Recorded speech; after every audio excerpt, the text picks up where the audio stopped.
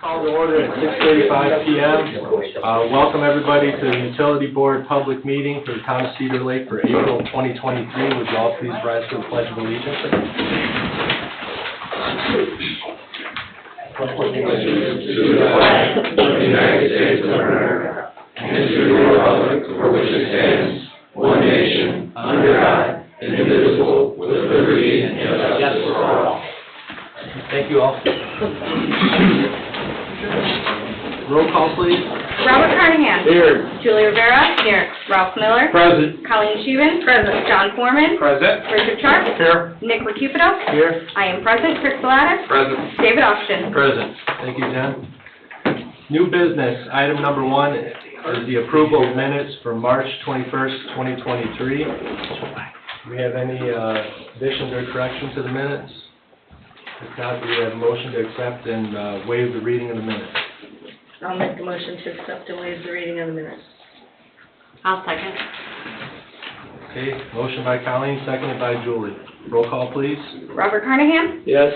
Julie Rivera. Yes. Ralph Miller. Yes. Colleen Sheehan. Yes. John Foreman. Yes. Richard Sharp. Yes. Nick Recupido. Yes, motion carries 7-0. Item number 2 of new business is NEAS pay request number 4 for the Crystal Oaks elevated water tank payable to Dixon Engineering Incorporated in the amount of $3,000. Neil from NEAS. Thank you, Mr. President. This is for Dixon Engineering, who's doing our specialized inspections for the elevated tank, and their current pay request number 4 is in the amount of $3,000. Okay, thank you, Neil. Do we have any questions for Neil? Just explain what, for the benefit of the audience, what this covers. This covers the weld inspections and the specialized preparation for the paint coatings for that tower. Okay, thank you. I'm going to ask you on every one, so. Understood. No worries. Everything going well with that project still? It's moving up, and it's moving well. Okay. All right, good deal. If there are no more questions for Neil, I'm looking for a motion to approve this pay request. I'll make the motion to pay. I'll second. Okay, motion made by Ralph and seconded by Julie to approve this pay request. Any discussion on the motion? Okay, roll call, Jen. Robert Carnahan. Yes. Julie Rivera. Yes. Ralph Miller. Yes. Colleen Sheehan. Yes. John Foreman. Yes. Richard Sharp. Yes. Nick Recupido. Yes, motion carries 7-0. Item number 3 is NEAS pay request number 4 for the West Side Sanitary Sewer Interceptor Project payable to LGS Plumbing Incorporated in the amount of $89,314.96. Neil. Mr. President, this is for LGS. This is a routine pay request on a monthly basis, number 4 in the amount you had mentioned, and they are proceeding properly. Thank you. Thank you. And my question on this, I had a phone conversation with you and kind of explained how this is like a 4-year project. Yeah, this is the first phase of that interceptor, which begins at the Flume, the equalization facility, continues up towards Morse to 159th, and will eventually end up this project at Klein Avenue and 159th. And it's going to take 4 years probably to complete. Yeah, to get to essentially 151st and Parish Avenue. Correct. And I asked this question before, but I just want everybody to know that it's all gravity fed. We'll have no lift station involved. Correct. That's the absolute ideal design of this that you guys began several years ago to eliminate lift stations in that western area and to provide additional capacity for future development as consideration comes in for annexation of that corridor of 151st to US 41. And those are 36-inch pipes, so that's going to take a lot of capacity and hopefully eliminate some sewer surcharging on Larman because we'll be diverting from there through this system. Yeah, this is a project that's planned to outlive everyone in this room, including myself, that the people that will look back on what we did in this project and the future extensions of this project will be beneficial for the town, all by gravity with no pumps. Thank you. Thank you. Thank you, Bob. Do we have any other questions for Neil? Seeing none, do we have a motion to approve this pay request? Make a motion to approve the pay request. Any second? I'll second it. A motion made by Colleen, seconded by Ralph to approve this pay request. Discussion on the motion? Roll call, please. Robert Carnahan? Yes. Julie Rivera? Yes. Ralph Miller? Yes. Colleen Scheven? Yes. John Foreman? Yes. Richard Sharp? Yes. Nick Recupedo? Yes, motion carries 7-0. Item number 4 is NEAS pay request number 5 for the Utopia Water Main Replacement Project payable to Gatlin Plumbing and Heating Incorporated in the amount of $416,525. Neil. Thank you, Mr. President. This is, again, a routine pay request for Gatlin Plumbing and Heating in the amount you had mentioned. For the Utopia Water Main Project, they are scheduling their restoration with the work that needs to be done out there for not only the grass, the curbs, the concrete, and the asphalt. But they are proceeding, and they are anticipated to be ahead of schedule and under budget. Okay, those are two good words. What is the schedule? The schedule is they're working on scheduling their restoration contractor in the next couple weeks, and subsequent to that, they'll finish the concrete work and then move towards the asphalt work, and we expect that to be done early to mid-summer. Completely out of there? Yes. Early midsummer? What's the overall opinion of the folks? Are they pretty happy that they were able to get the new lines to their homes, or do they understand the value? It's been incredibly challenging for the residents, and we appreciate all their patience, but Gatlin's done a great job, and the water department and Tim's guys with Public Works have done a fantastic job helping coordinate between the residents and the contractor. But yeah, these projects, that the majority of these water mains that are in the rear yards are incredibly invasive, but we do appreciate all their patience. Awesome. So I have a question for you, Neil. Regarding the restoration, I had a resident call me regarding back of their yard being an easement and some restoration needing to be done inside of a privacy fence. They were concerned that Gatlin may not know about it, may overlook it. What should I tell these folks? Tell them to coordinate with Chris and get with us, and we will make sure that's addressed. Okay. Because there were areas where they had to install new water mains, but the connection to the residents' service line was outside of that area within the easement, but that's all included in the requirement for the contractor to complete. Okay. All right, thanks, Neil. Thank you. Any other questions for Neil? I'm gonna go to Chris. This is being funded with a grant, right? No, No? I don't know. Oh, what was the one that was being funded with a grant? This one is being funded with the American Rescue Plan Yes. Act money. Yep. Okay, but it's not going to go to the ratepayers. Correct. Unless you count your federal taxes as. Well, no, it won't be an additional burden on them. Correct. This was our American Recovery Right. Plan money that we received, and this is the project we chose to attack. Right, well, I'm glad we're doing it that way. Okay, thank you, Bob. Do we have a motion to approve this pay request? I make a motion to approve. I'll second. Motion to approve made by Julie, seconded by Colleen. Any discussion? Roll call, please. Robert Carnahan? Yes. Julie Rivera? Yes. Ralph Miller? Yes. Colleen Scheven? Yes. John Foreman? Yes? Richard Sharp? Yes. Nick Recupedo? Yes, motion carries 7-0. Thank you.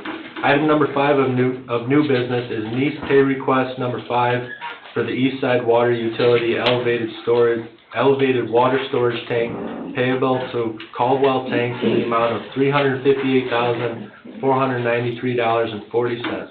Neil. Thank you, Mr. President. This is pay request number 5 for Caldwell. They're proceeding on the tank. They're moving forward in the next step to preparation for the coating process. And as you had mentioned under item 2, Dixon is coordinating with their coating contractor for that work, not only including the coating of the tank, but the logo that will be similar to what you have on the west side. All right, thank you. And what's our completion schedule on this one? September 15th is when they're projecting operational of that tower. Okay, and there'll be some items to button up after that probably too? I guarantee it. Yeah. Yeah, the punch list is something that absolutely always comes subsequent to the completion of the project, and if I had a nickel for every time the project was completed with no punch list, I'd be a very poor man. Yeah. Okay. Thanks, Neil. Any questions for Neil? The one, I had a resident call me and complain that he wanted to know where the drainage ditch was going to go. And I talked to Chris, because I couldn't get a hold of you, and Chris, you explained it's going to be a culvert, like a concrete culvert that'll go into our storm drainage. Yeah, but Neil, do you wanna? Yeah, I actually left you a message on Wednesday, Bob, that once there is a maintenance issue on that tower, as with every water tower, what they'll do is they'll drop the pressures in the system to the point where the water comes down to the bottom of the bowl, which will be about 3 to 4 psi less than it is currently. They'll isolate the tower from the system, and then within the stem, there's about 480 gallons of water. So that amount of water will just go onto the ground and eventually out into the curb into the storm sewer system. What about the neighbors to the north or south? Will they be flooded? No, the water goes directly towards the roadway directly west of the tower. Then another question that was asked to me by him, the equipment being transported in there, they say it's tearing up the roads. Is there any responsibility for the contractor installing to repair any road damage? We haven't seen that, but if there is, we will absolutely work with Chris and his staff and Tim and the Public Works Department on that. We do have several issues regarding parkway damage, just from vehicles backing in and out, but that's grass restoration, and those have already been forwarded to the contractor, and they are addressing them. All right, thank you. Thank you. Any other questions for Mr. Neal? Okay, do we have a motion to approve this pay request to Caldwell Tanks? I'll make the motion to approve. Do you have a second? I'll second.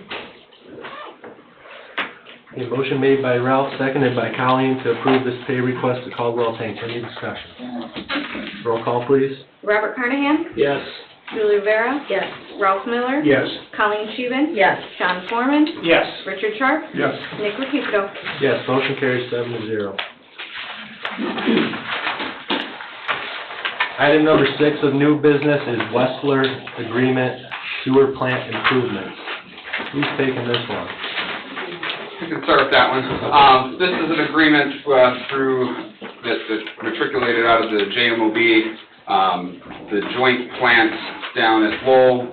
We need work done at the EQ basin for a new liner and other operational work to make the plant more efficient, add a little more capacity in the basin.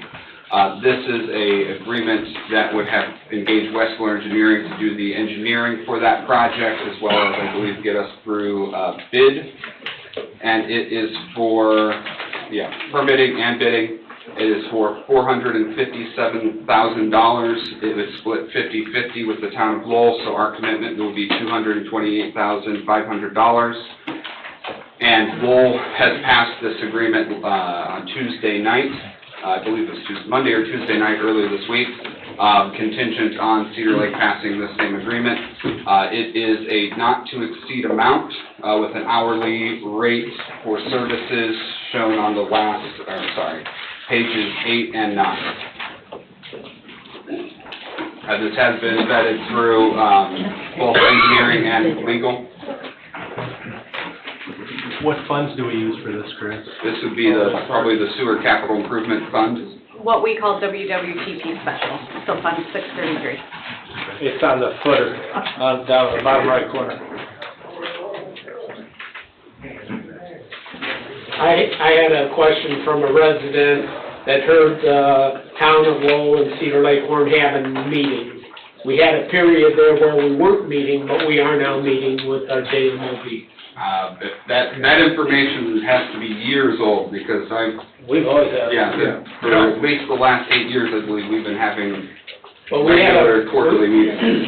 Okay, but then we have a period where we didn't have, we were waiting on them to select a date. Just briefly, wasn't anything out of the usual. Again, just getting calendars together. We hold regularly quarterly meetings throughout the year, as prescribed in the contract. And just for the audience, who attends those meetings? It's a meeting that's open to the public. There are 2 board members from the town of Cedar Lake, 2 members from the town of Lowell. And the 2 members currently are Ralph and Rick.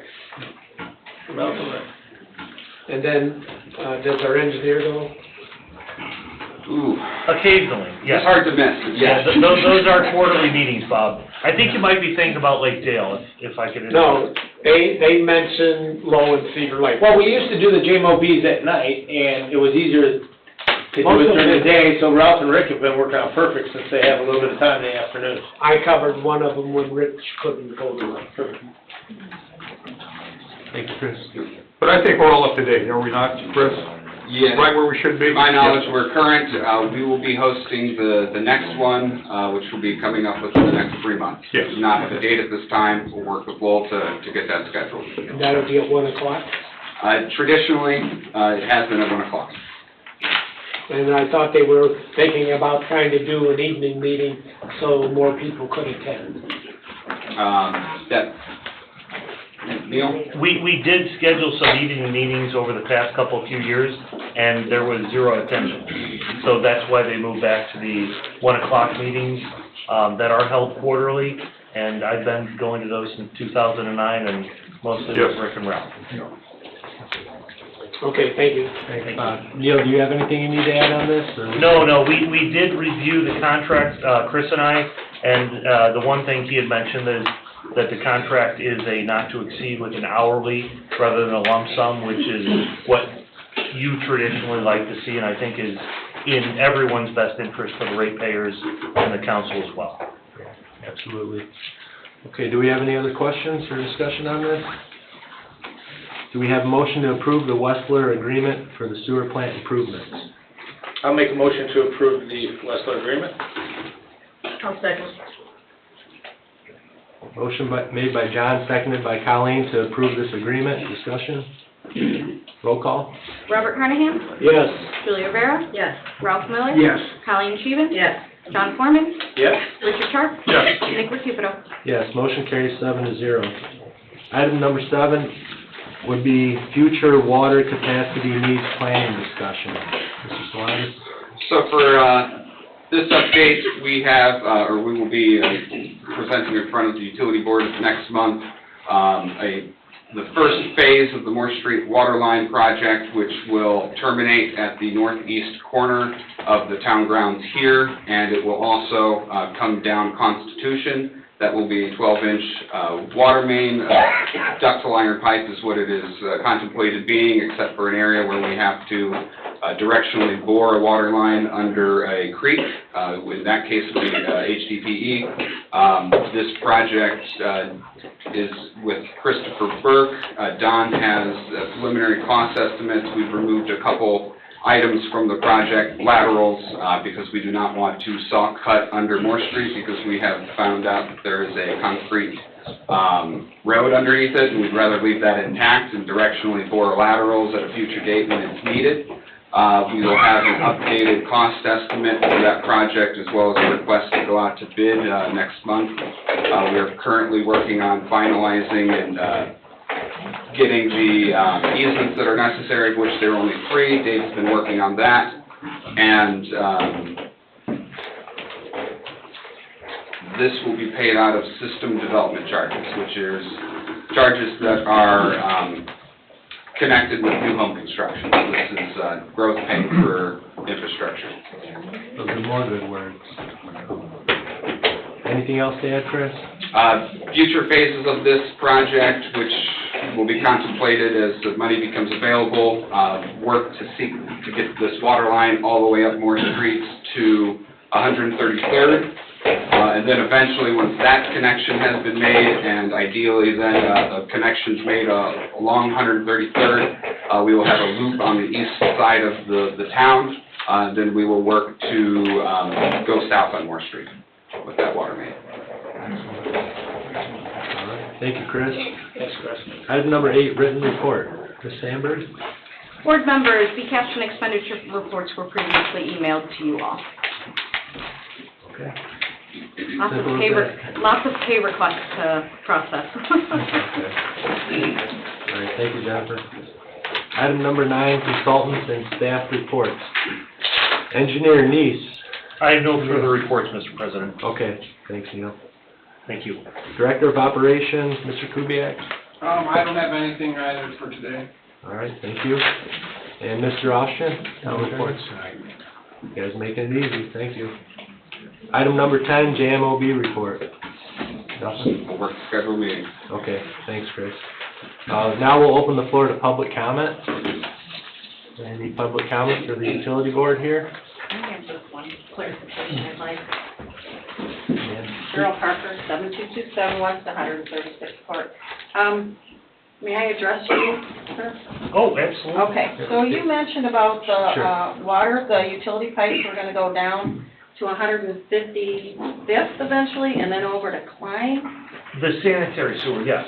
Okay, sanitary sewer, excuse Yes. me. And so, and then that would take up for any capacity, increased capacity for any future developments down there Yes. for annexation. So how, if it's not incorporated, how is Cedar Lake putting pipelines through? Because in it's within an the town's unincorporated- utility district. I'm sorry? It's within the town's utility district. To go outside of the town line, Yeah. to places where they're not annexed yet? Correct. And most communities are this way where, looking at this piece of paper, this is your utility district, but the incorporated areas are sometimes slightly smaller than the incorporated areas of the utility district, which are by ordinance. So how do you designate which, you can just pick and choose, you can designate whatever unincorporated area you want to go through, even though it's not annexed? Those areas were previously as part of the utility district over the years. So, for example, if I may, Mr. President? Please. Cheryl, I think in 1972 is when Cedar Lake decided, hey, we need to create sewers, right? And made people in the community hook up to sewer system. And we did a joint venture with Lowell. Yeah. So, of course, in between Lowell and here, we both have our jurisdictional areas. Oh, so you have a drawn-up agreement, that's what I was trying to Absolutely. get at. How is that designated? Is it from the state, the county? Yeah. Okay. So the state also mandates it, but it's a joint But they don't agreement. designate the areas is what my point was. If that's Well, drawn there's up as if you look at agreement? the whole, all of Lake County, Yeah. every bit of it is governed by a sanitary, governing board, if you will, isn't it, Neil? Yeah. There's sanitary Through districts. the county? No, it's through the municipality, but Okay. there's no areas that are outside the town's corporate limits that will be connected to the sewer. It's a collection system and a conveyance system. Okay. To So law. it's based on an agreement, I guess that's what I was asking. Sure. Based on an agreement in prior years. Correct. But for what we're trying to do with the West Side Sewer Interceptor, we're forced to purchase the land that we want our pipes to go in, these And why is easements, that? because it's private property. So that's why these costs of these infrastructure projects cost what they do. Okay, but all the other unincorporated areas would be private too, right? Years ago, that was taken care of. So Well, the once original again- pipe on the east side of town that goes down the Lowell today, Mhm. that was all predetermined years ago. The new West Side Sewer Interceptor project, we just completed phase 1, and I think we just about got the last phase 2 purchases completed. Okay. And so that is, And that wasn't Part of the included in the original no, this is something we've done over the last something 7 years subsequent to it? to try to take some of the pressure off of the manhole blown out on the Right. south side by the old Latula Harbor, which is now Pinecrest. Right. So, yeah. Okay, that's what I wanted to find out. Thank you, Ms. Parker. Any other public comment? Hi, Carmel Z, 10290 West, 138th Place. I have a question, because I'm not a hydrogeologist, and I don't know the history of, I would say, South County area. So last thing I thought I would be thinking about when I moved here was water tables and aquifers and stuff like that. So, over the past, I would say 6 months, when I've had time to pay attention, I've had, unfortunately, reading comments on Facebook We have to go there to find things out, and about people commenting about problems with wells, water pressure, and concern about whether with all the new construction that's been going on, how or if that's gonna affect private wells. So essentially what it is like, I think all this stuff that's being done with sewers and waters and all that stuff is great, but my concern is more like, is there gonna be the water available to take care of all the growth?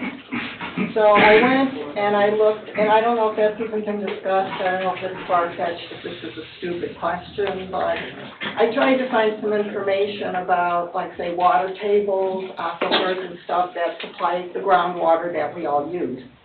And the information's either really outdated or it doesn't give a long enough history. And I looked at Illinois Department of Natural Resources, the U.S. Geological Society. I had a text back and forth, or a email back and forth with a hydrogeologist at the state. And I haven't been able to come to any real conclusions about it.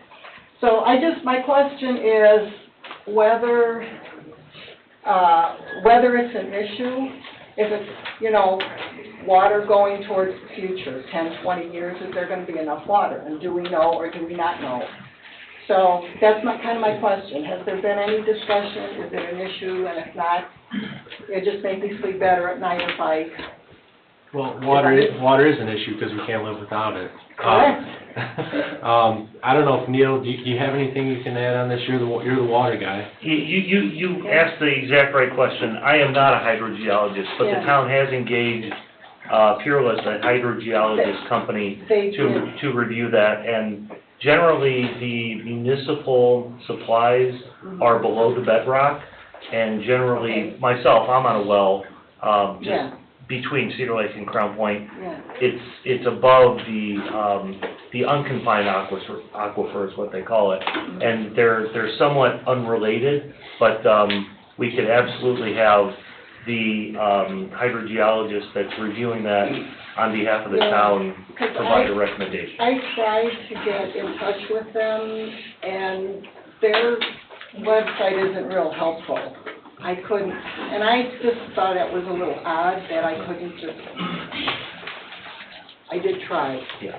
So, but they work for Cedar Lake and not for we've got a lot of communities that are growing, and I think that would probably be a concern. I mean, it's my concern. The more shallow the well, the more, Oh, yeah, I get all, those kinds of things. it's more susceptible to droughts and... Correct, which we're wet kind weather. of in a drought. This is I think gonna be the third year that we're in drought situation. Yeah. So what I heard at the last town council meeting, someone said that the lake level has dropped to the point where it's hard to get boats in and out. I'm like, it's a concern that I have. So I wondered if it had been a topic of discussion, and I think that it possibly should be. Yeah. So thank you Yeah, for your... Barb, if you have my contact information, Yes, sir. right? If you get any information you can share with me on this, because I'm not an expert in this either. I'm not either. I'm waiting for my textbook so I can learn all the terminology. Okay.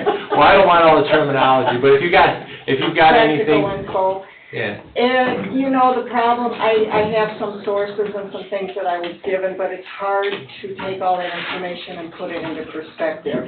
Even talking about well depth, it depends what you need, if you're a homeowner or if you're running a farm or a farmette. There's just so many things to take into account. I don't know how many wells there are in Lake County. There's many more than I even expected, but... Yeah, most of us here in town are on wells, Right. myself included. So my thing is, even though I'm old and I'll be dead before all this is done, I think about the future. I'm glad. Thank you. Thanks, Barb. Thanks. Any other public comment? Any other public comment for the utility board? Ms. Sandberg, do you have anything online? No hands are raised. Okay, thank you. The public portion's now closed, and this meeting is adjourned at 7:05 PM with town council meeting to follow. Thank you.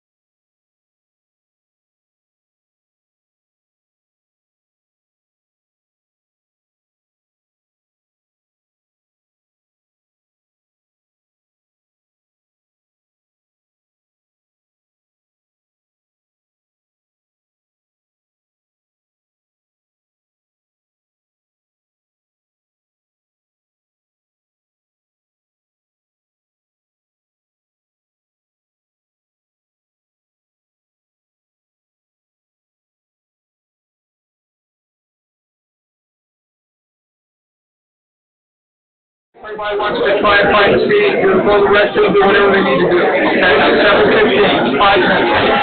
Thank you.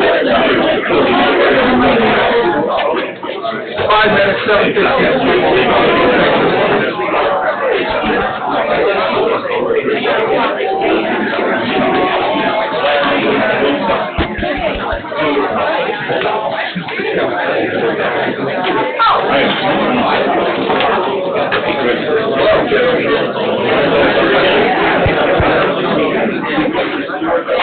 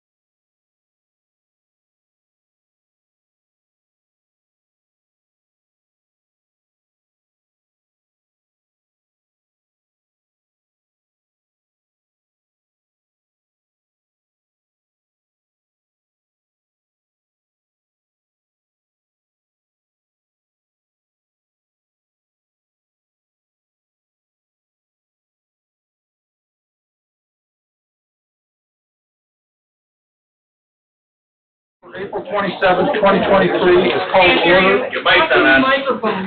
Thank you. Town Council public meeting for April 27th, 2023 is called to order. Please stand for the pledge and a moment of silence for Chief Fisher's father, who passed away earlier this week.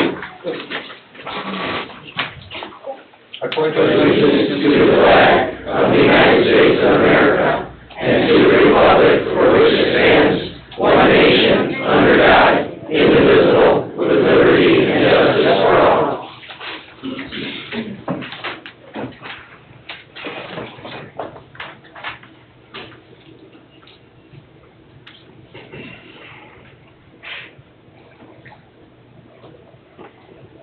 Thank you. Roll call, Jennifer.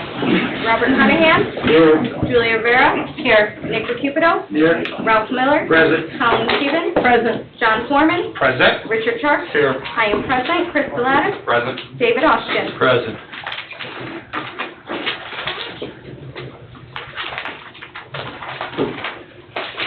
We are happy to have you all with us tonight. I assume that many of you will be interested in sharing your thoughts with us during public comment. We want to be fair with everyone, so we are requesting that each person only comments once. The town council will not banter with the public during your time. The town council will take notes and thoughtfully answer as many questions as possible once public comment is closed. The first public comment section will still be limited to agenda items only. If there is any shouting or aggressive behavior, you'll be asked to leave. We desire to provide you with the information you seek and to have a productive conversation with all of our neighbors, the residents of Cedar Lake. Thank you. Very good. We move to the oath of office. Police Department, Deputy Chief Carl Brittingham and Nicholas Einhardt.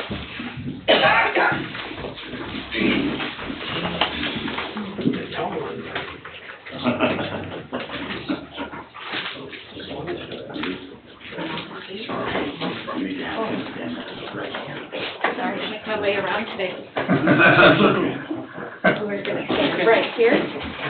Please raise your right hand and repeat after me. I, Nicholas Senior, I, Nicholas Senior, do solemnly swear do solemnly swear that I will faithfully support that I will faithfully support the Constitution of the United States, the Constitution of the United States, the Constitution and laws of the State of Indiana, the Constitution and laws of the State of Indiana, the ordinances of the Town of Cedar Lake, the ordinances of the Town of Cedar Lake, and the rules and regulations of the Cedar Lake Police Department, and the rules and regulations of the Cedar Lake Police Department, and that I will faithfully, and that I will faithfully, impartially, impartially, and honestly discharge and honestly discharge the duties of my office the duties of my office as a probationary patrolman as a probationary patrolman of the Town of Cedar Lake Metropolitan Police Department, of the Town of Cedar Lake Metropolitan Police Department, to which I have been appointed to which I have been appointed according to the law according to the law, and to the best of my skills and ability, and to the best of my skills and ability, so help me God. so help me God. Congratulations. Thank you.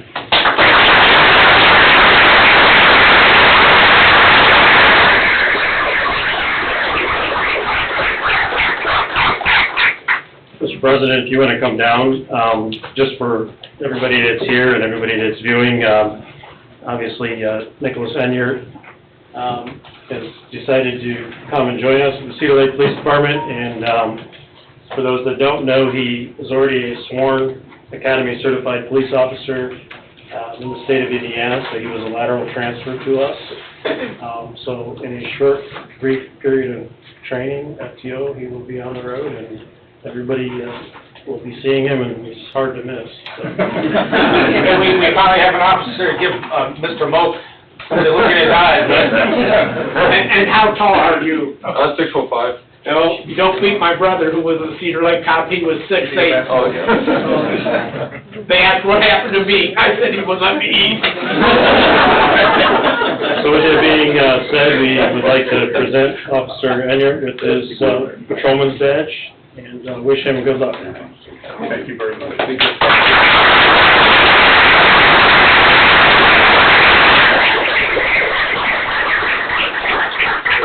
Take a few pictures real quick, and then we'll get out of the way. You guys can stand right here in front, get the logo in the back, if you want to take some family photos.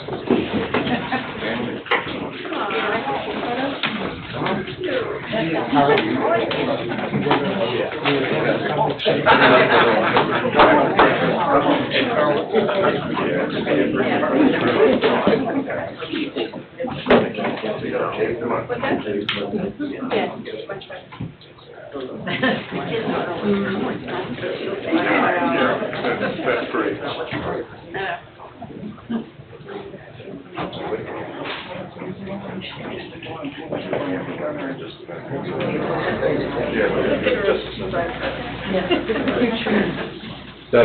Doug.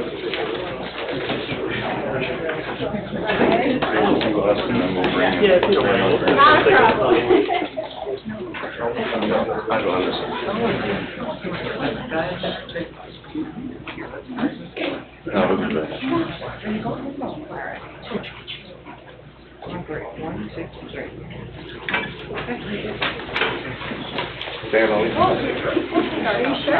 Yeah. We're gonna do it outside? Okay. All right, okay. You wanna do it later? You want to wait in the back?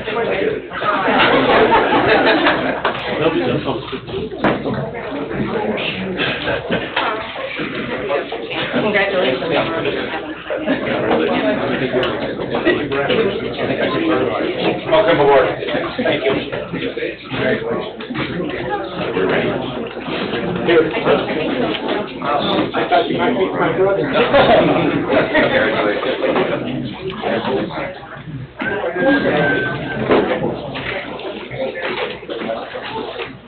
Fire Department, Chief Todd Wilkening and Frederick Sanu. Sorry about it.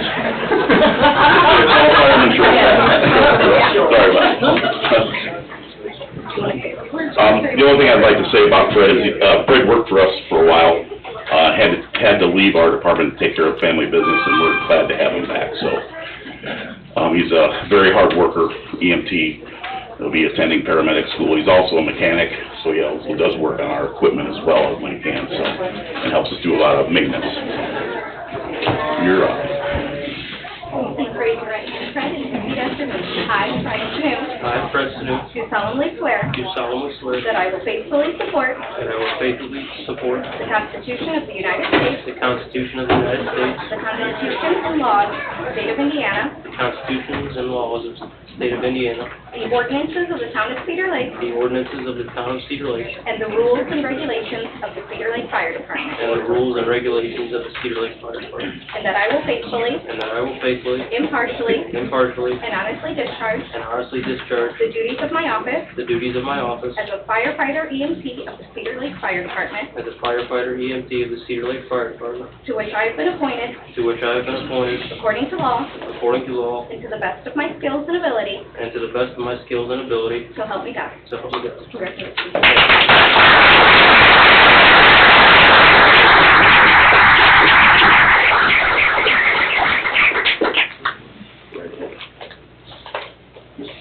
My pleasure to present you with this. Thank you, sir. Thank you for all your hard work and your community. Thank you. Appreciate it.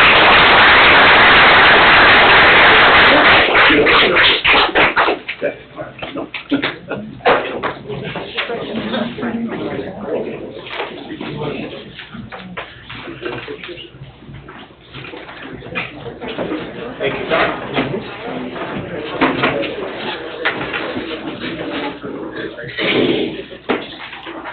And you want to come and shake our hands, council? Welcome aboard. He just got off of a structure fire, so he's been, he might smell a little bit. Wow. He might smell like there's Welcome back. fire. Oh, and thank you. Tires. Thanks, Glenn. Burning tires.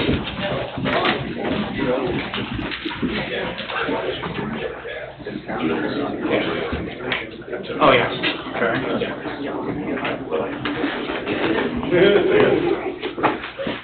We move on to the proclamation to St. Michael the Archangel National Catholic Church. Mr. Foreman, if you could. You bet. I would like to read this proclamation, whereas on May 11th, 1903, the parish organizers of St. Michael, the Archangel National Catholic Church voted to establish a Catholic parish democratic in organization with liturgy and worship services, and whereas the organizers wanted to leave a legacy for future generations, and whereas the church is celebrating their 120th year with 12 of those years in their current church complex, and whereas the ideals and passions of the organizers are still upheld at St. Michael the Archangel National Catholic Church, and whereas the church has great pride in paying off all mortgages early and being good stewards, being a solid foundation for the future by never missing their obligations to the Western Diocese General Church, and whereas the Very Reverend John P. Kowalczyk Jr. has been the pastor for nearly 23 years, and whereas the church will hold a gathering on Sunday, May 7th, 2023 at 1 p.m. to celebrate their 120 years of service and 12 years at the church complex. Now therefore, let it be known that the Town of Cedar Lake Town Council, Lake County, Indiana, does hereby proclaim the 7th day of May, 2023 as St. Michael the Archangel National Catholic Church Day. Thank you, sir. Is Father John here? He's here. I don't believe he's here. I don't see him. No? No. Well, congratulations. Yeah, congratulations Oh, to St. Michael, the Archangel. Archangel. Archangel. Thank you. Thank you. Public hearings, ordinance number 1456, public way vacation, Rego, review illegals. Legals are in order for a public hearing this evening, both in the newspaper and to the adjacent owners. Thank you, David. Opening remarks? Yes, go ahead. That's you. Yes, sir, that's you. Okay, just checking. You've never checked before. I'm kidding. I'm learning some manners now. Okay. Good evening, members of the Town Council. My name is Jim Weiser. I'm an attorney in Cherville, and I represent John and Doris Rego, who are with me this evening. And if I could, Mr. Chairman, if you would allow me to do this, I'd like to pass this information out to the members. Yes, sir. Thank you.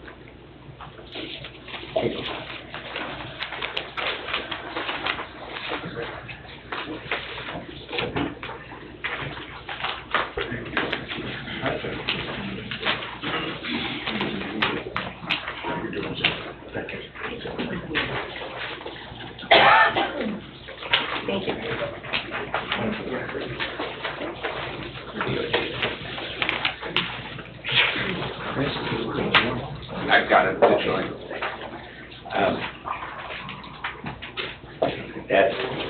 That's one or two.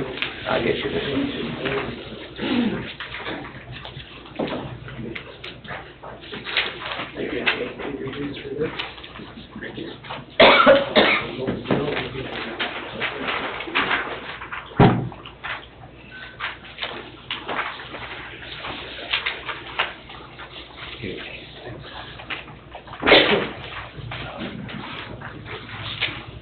I'll try to do this as quickly as I can. I think most of you are familiar with the petition that we had here. This was the matter that was presented initially to the Town Council just prior to the onset of COVID, and at that time there was a public hearing, and it was determined, and we discovered, Tim Kubiak pointed it out, that there was a concern, and this is the property that my clients have is on West 139th. They constructed a home there, and the home provided, and the plans for the home provided that there would be a deck, and the deck would extend out, and it was going to extend out somewhat over what had been a former public walkway that had been used, I guess, years ago to walk around the lake or to walk on the lake, and hasn't been, or at least according to reports, hasn't been used in years. And we had submitted a letter to that effect in the prior hearing. So Tim's concern was a possible public health safety because of the NIPSCO lines that were, or at least a NIPSCO line that we've now determined were located there. And as a result, it was denied. So we went back to the drawing board, and it took a while for a couple of reasons. Primarily, it was tough with hearings during that period of time, and secondarily, it was,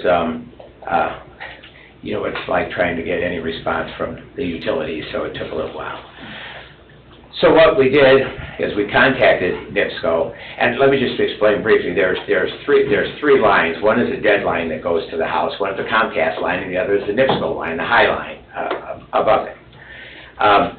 The NIPSCO line, I passed that out to you, according to their rules and regulations, it's their Rule 225.18, clearance for overhead conductors and cables, and it requires in paragraph 4 is the applicable one, the last paragraph, and it requires that the line has to be at least a minimum of 18 feet over the structure.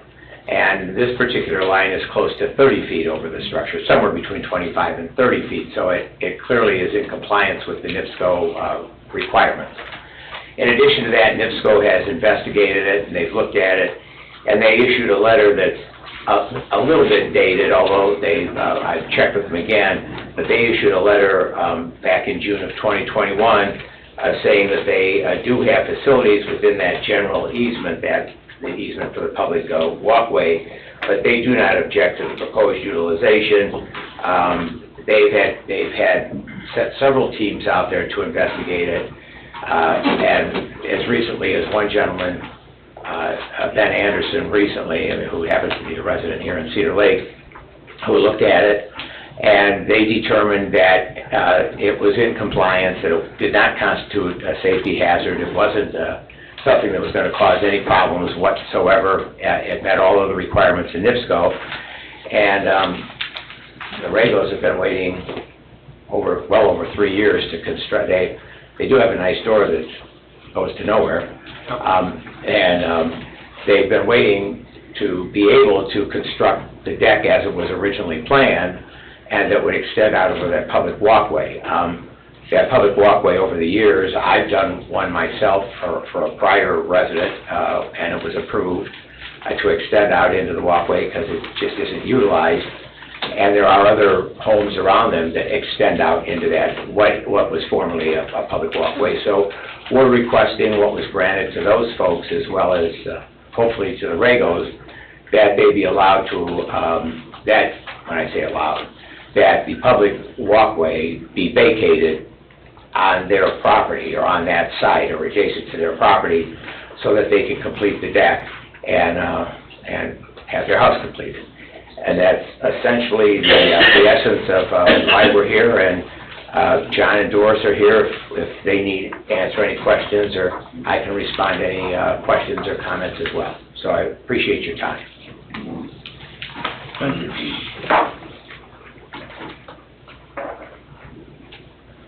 Mr. Kubiak? I mean, this has been one of these ongoing battles, I guess. I talked to Ben myself. I actually have an email from Ben. I guess I can read it to you real quick, just so you guys can hear what he had to say. Evening, Tim. I appreciate you looping me in on this. I am not the final say on easements. With that said, I am, however, the manager of the line department in the Crown Point district, which where Cedar Lake falls into. I will not in any way approve any vacating of any utility easement on this property. The site has been evaluated for clearance from our lines regarding the construction of a deck under our lines.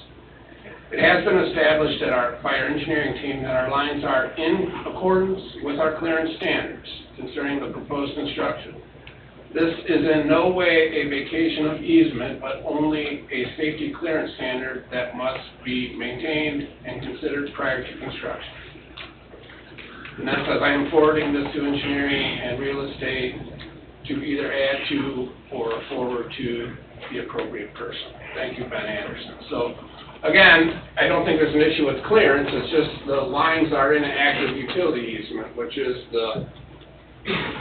by vacating the easement, you now don't have an easement for the lines anymore. So that's the problem that's existed 3 years ago and still exists today. I mean, those lines need to be rerouted out of that easement, and then I don't think, I agree with Mr. Weiser that there has been, this thing has been vacated in other places, and it probably isn't very viable walking path any longer, because parts of it are missing, and parts of it are, you know, there's not a clear path all the way along that roadway, but the problem being is that it's an active utility easement right now.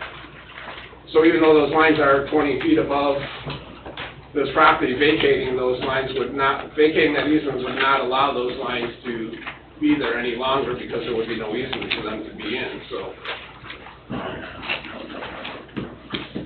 Essentially, the same problem exists that existed at the last time. The lines are in, that is an active utility easement, and NIPSCO does not have a problem with them building a deck under the lines because it meets the clearance, but the town's standards do not allow the deck to be constructed in an easement because it's we don't allow a variance or a. It'd be like a permanent structure being there. Right, we just don't allow building in an easement, so, I mean, that's. Tim, I forget, does the deck go over the entire easement, or is it just? I mean, I don't remember how big it's for, I mean, if that goes over the whole thing, yes. I mean, you'd be able to walk under the deck. Yeah, I think John would be able to, can you answer that question for Jonathan Bruce? No, answer it. The deck, the distance that the deck will come off the house to the east, will it clear the entire easement, if you will, and then end up back on your property on the other side of this walking path? Yes. Okay.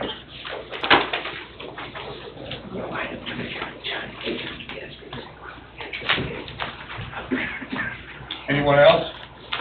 Chris? Dave? Mr. Chairman, I have another question for Chris. Chris, do we, along this area, do we have this walking path / easement, are there, has it been vacated where the actual lines go? That would be more of a Tim question. You have institutional knowledge on that, but likely not. It would not be suggested to vacate an easement where utilities are located. Okay, thank you. I mean, you heard Mr. Anderson, I mean, they're not in favor of vacating the easement. I have a question for Mr. Weiser, and you'll have to forgive me because I received this packet late last night. I'm in the process of still getting information here. But what did you call this piece of property, a public walking path? Yeah, it was a walkway, it was a right-of-way. It was not an easement, Oh, not a you call it utility easement. It's not a utility easement. Oh, but you call it a public walking path, I think, right? Yeah, It I was believe abandoned it was. from the railroad.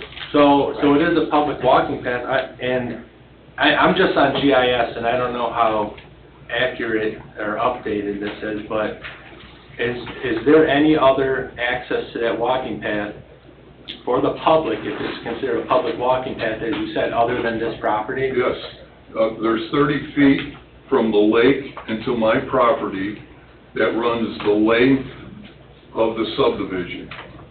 You can walk along the lake shore. People walk there all the time during the summer, 4th of July or whatever. And there is a beach there, which is 50 feet wide. You can walk through the 50 feet, walk down. I can, as a resident of... No, a resident of the subdivision.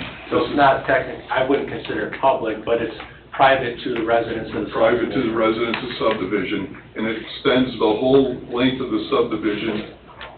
It's narrower at the north end, but where my home and my property is, it's 30 feet wide. It's 30 feet wide to the neighbor and 20 feet wide to the next neighbor. Okay. The concerns brought up are concerns of mine, but also the fact that we would landlock this public walking path, as your attorney said, by vacating this as well. You've already done that. You've approved any number of requests for people to extend out into that walkway, all along that whole We vacated them? Oh, yeah. I did one for Mike and Marilyn Dolder, a number of years ago, they were just immediately south of John. Okay. And we vacated that, and that's just one of several that have been vacated. Anything north of this? there's structures over it north But no of it. I vacation? can't tell you how they've been vacated, or I can't tell you how they were constructed or what occurred. But yeah, there's structures across it. Yes. Chris? Looking at the GIS, it doesn't show any immediate vacations of the right-of-way nearby, going to the north. That's my point. To the south is a different story, but I'm talking about landlocking this public piece of property. It would in essence happen, correct? Yeah. Well, no one's gonna be able to walk further because one of the neighbors has all kinds of trees and shrubs, so they can't, that cover, so they can't walk through there. Okay. And the neighbor right next to me has a concrete patio that's fenced in with pipe and a brick barbecue pit in there. I mean, and you keep going further down, and there are people that have stairwells constructed right over it. Okay. All right, thank you, Mr. Ray. Mr. President, I don't have any other questions. Okay, thank you, Nick. Anyone else have any questions? John, could you read ordinance 1456, please, by title only? I'd be happy to. Town of Cedar Lake, Lake County, Indiana, ordinance number 1456. An ordinance vacating a public way in the town of Cedar Lake, Lake County, Indiana, and all matters related thereto. We move on to remonstrators. Are there any remonstrators? Yes, come on up, sir. Mr. Wilkins.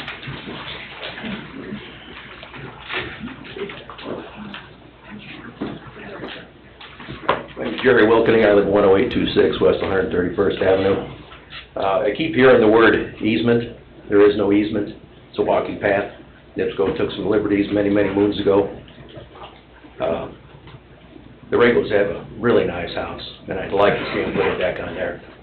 But the situation there is I've asked the last time I was here for all of you to go, well, some of you, to go and put some boots on the ground. I don't know if that was done. The way it is now, nobody will commit to it, including Mr. Kubiak and Mr. Anderson. The lines need to be moved. There's a solution here. Vacations were done on the west side of that property. The house is built right up to that walking path. Again, I have no problem with the deck, but that situation there with those lines, they don't feed Mr. Rego's house. They feed the neighbors. And it's just a poor, nothing's changed. Nothing's changed since the last time. I think this is the third time this has been here, isn't it? It could be. Yeah, I think it's the third time. Yeah. So, that's all I have. If any of you have any questions, I'd be happy to answer them. Any questions for Mr. Wilkening? No. Okay, thank you.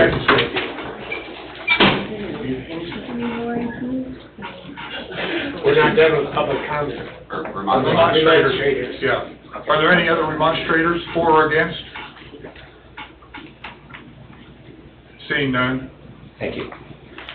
Let me just follow up on what Jerry said. It's a former public right-of-way. It's always remained as a public right-of-way. That's how it's described, so it needed to be vacated. It's not an easement. It's not a utility easement.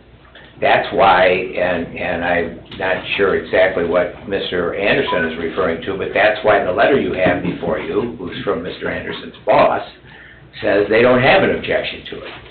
And they don't have a problem with it, NIPSCO doesn't. So that's why we brought that letter to your attention to support our request that the public walkway be vacated. We're not asking for a vacation of a public easement or a private easement. We're simply asking for the vacation of the walkway that had previously been utilized back in the day. Thank you, Jim. You're welcome. Mr. Austin, do you have anything further to add? This is the third time this has been here. The only difference between the first two and tonight is the additional communication from NIPSCO that Attorney Weezer provided. That I can tell. Jim, did I miss something, or is that it? And I think the regulation too. Oh. Yeah, you're right. We had the regulation. Okay. You had given that Yeah, to us. that's correct. So nothing's changed about the lay of the land, if you will. Nothing's changed.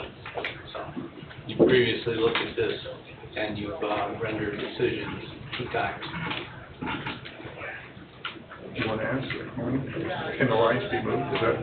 I mean, have you guys looked into getting the lines moved that or not talked to possible? NIPSCO about possibly moving them? No, we haven't. We haven't. The lines don't service my client's house. They don't service the residents. They service the neighbors. And they're in compliance. And I will admit to you that I had a conversation with a representative of NIPSCO at one time and said, and I just asked because it's frustrating. And I asked if those lines could be moved. And he indicated, and it was a gentleman, and he indicated that wasn't something they had looked into, that wasn't something they had investigated, it wasn't an assignment that they were given. Lines can always be relocated. Right, I but did he it at my wasn't- house. I had to pay to do it. But he wasn't indicating one way or the other than he said, generally, yes, if lines have to be moved and there's a reason to move them, we can move them. And then there's a cost to it. And that There was is it. a cost to it. Yeah. I had to pay myself, but I did do it. Maybe that would be a good solution to see if that could be done. But this doesn't feed his house, I don't. It doesn't Right. feed his That's house. what so makes it- He would be paying, move if we somebody exactly else's did it, line. he'd be paying to service all of the neighbors for Yeah, I. that issue. Very strange situation. Yes, Tim? Mr. Kubiac? The cable wire up there and line, I would just bring back a letter from NIPSCO saying that they're in favor of your request, vacating the easement, vacating the walkway. Oh, okay. Yeah, this just says the deck, but not the vacate. So that's- Just to build a deck under the lines, which obviously he said they were okay with that, but Right. if they lose that easement, that means that they can't run those lines across there anymore, which creates a problem for the neighbors. That's the problem that lies here. Once it's vacated, then Mr. Rago can say, hey, at some point in time, them lines are not allowed to run through there now. I know it's not determined that, it's not labeled utility easement, but obviously that was an easement of sorts that got utilities put in it throughout the years, which, stuff happens all the time, but it is they are in a proper easement right now, but if that's gone, even that section, now those wires are not allowed to loop through, today's day and age, they can't even run a service line that clips across a neighbor's property overhead. In the old days, they used to be able to run stuff, everywhere, but that's unfortunately a burden on him, that if he wants to get it vacated, they need to resupply those houses, and then the easement or the walking path I don't think of easement as so much the deal, it's just that you're inconveniencing the people, or not inconveniencing, but we're cutting off power to the 3 other people that are serviced by that line through that way, which, it's just a goofy, it's crazy. It is what it is, but, NIPSCO clearly, Ben, the same man, I talked to him, and he said they're absolutely not in favor of vacating the... Well, they can't be in favor of vacating, only this body can vacate. Right. Well, their recommendation, though, they wouldn't be giving you a favorable letter to vacate the easement, but they would be fine with building a deck under the wire, basically. Right. And that's what they're saying, okay. Mr. Wilkening, please? We keep hearing the word easement, but there is no easement. NIPSCO can be told, you're not coming on here anymore. And you have a deck under the lines. And the moving the lines was investigated quite a few moons ago. I know that for sure. Thank you, sir. Excuse me, Mr. Chairman, if I could make a suggestion, in light of what Tim's talking about, and in light of what Colleen said about the possibility of lines moving and things like that, if the board, or the council would be so inclined, perhaps you'd grant a brief deferment of this matter, so that we can specifically make that inquiry and find out what we can do and come back to you, one way or the other. I think that's And that'll resolve. Absolutely. That's what I was gonna ask, perhaps we should make a motion to defer, because if you sit here and read this letter from NIPSCO, yes, it was from a year and a half or 2 years ago. Right. Well, almost 2 years. Right. It absolutely makes some sense. I mean, if they're fine with it being above, should damage occur to said deck due to NIPSCO's access, maintenance, operation, or emergency of said facility's cost will be responsibility of the customer. Right. So that says if the NIPSCO has a boom truck and they have to go up to fix the wires, and somebody drops a wrench and it smashes his deck, it's his Got it. Between that person, between Ben and talking to Tim, we'll try to make it, we'll just drill in on it and get you a direct response from NIPSCO, hopefully. How long do you think you need? Couple of years, no. That's pretty fast, Jim. I know, isn't it? You must know somebody at NIPSCO, Yeah, huh? boy, it's nice to know people in high places. Yeah. Just on the fair side, I don't want to, 60 days, Okay, Mr. Chairman. Yes. I'd like to make a motion to defer this. Anybody have a calendar, 60 days from now, to give Mr. Weezer time to contact NIPSCO about moving line. But your second meeting in June. Second Yeah. meeting in June. Second meeting in June, okay. that'd be good. So June 20th, I think. June 20th. I'll second that motion. Okay. Motion by Julie, second by John. Discussion? Roll call, please, Jim. Robert Carnahan? Yes. Julie Rivera? Yes. Nick Recupido? Yes. Ralph Miller? Yes. Colleen Sheehan? Yes. John Foreman? Yes. Richard Turner? Yes. Okay. Motion carries 7-0. Yeah, thanks. Good luck. Thank Yeah, you, and hopefully we can get something done. Yeah, thank you. Ordinance number 1457, public way vacation, Davis. Review of legals. Legals are in order, both in publication and in notice to adjoiners. Thank you. Opening remarks.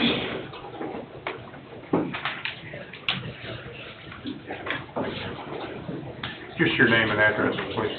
Alexis Davis, 315-67 in Cherville. Thomas Davis, 7580 West 84th Place in Crown Point. Thank you. So we are here requesting to vacate a platted road on a property. It is not currently there. It's never been there, I guess. We are trying to purchase land. The original one for sale was on one side of the proposed or platted street. Then the seller also owns the other side, so then she was wanting to sell that part too. So in all, it's an acre, but has this Just non-existent road or street whatever. in the middle. Sherman Street, it says. Yes. Okay. Yes. So we came for a plan commission meeting and said, you know, what do we do? This is sort of a weird situation. Yeah. What are we supposed to do with this road in order to build on the property? So there were kind of a bunch of ideas being thrown around, and the one lady had said there seemed to be more feasible options than actually having to put the road in that goes nowhere and would split my property in half. One of the things was to come here, ask to vacate, and that a driveway could go straight to, we know that we're gonna have to put an extension on Sherman from where it currently ends to bring it to my property Yeah. line. But from there, then just my driveway would connect there. That was That's the idea that was given to us Yes, from the plan yeah. commission. So we came to another meeting and we're thrown that we now would have to put a entire cul-de-sac on the property because a dead end is not allowed. So you just want a vacation for that? Yes, but to vacate and then have to put a cul-de-sac on there isn't really vacating, so I don't really understand. Where did the cul-de-sac come from? The Plan Commission or who? Our town engineer suggested it, because that would meet town subdivision control standards.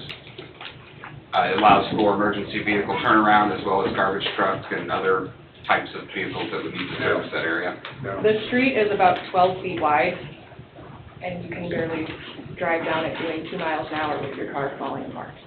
And it's landlocked with telephone poles and it's a very narrow street, people's driveways and whatnot, so. I mean, I understand the idea of a cul-de-sac, it would make things a lot easier to turn around, but I guess my question is, to meet town standards of a cul-de-sac wide enough for a fire truck to turn around in an emergency situation. The street is a one-way street, basically. It's 12 feet wide. If anybody were to go turn around in that cul-de-sac, you would just be face to face. Yeah, if I may, Mr. Chairman. Okay, so I just want to be clear, Chris, so on Sherman, they own lots 47 through 52 and lots 1 through 6, correct? Correct. Okay, so here's what I would say. Tonight is about street vacation. When it comes time to where you decide you want to build a house and where exactly on that property, now that there is no street per se, if it gets approved, then that would be the time to discuss and talk about a way to extend or not extend, where you're going to build your house, et cetera, for a cul-de-sac. So this request tonight is for a public way vacation strictly. So what we think doesn't kind of matter. It matters at the Plan Commission. Okay. And we have to follow our subdivision control ordinance. So I just don't want your hopes up or down right now. We need to set the tone. Well, we didn't know if the vacation went through, like, how does the cul-de-sac automatically link with that? Like, I don't, To answer that question, the answer is no, that or the waiver from that requirement would have to come through the Plan Commission only. This board cannot do that. And we haven't purchased the property yet, it's been, we had it kind of. It's contingent on. In limbo for about a year. I see. And so and I understand how things have to go through a process, but the sellers get antsy and I understand that there's a process. Okay.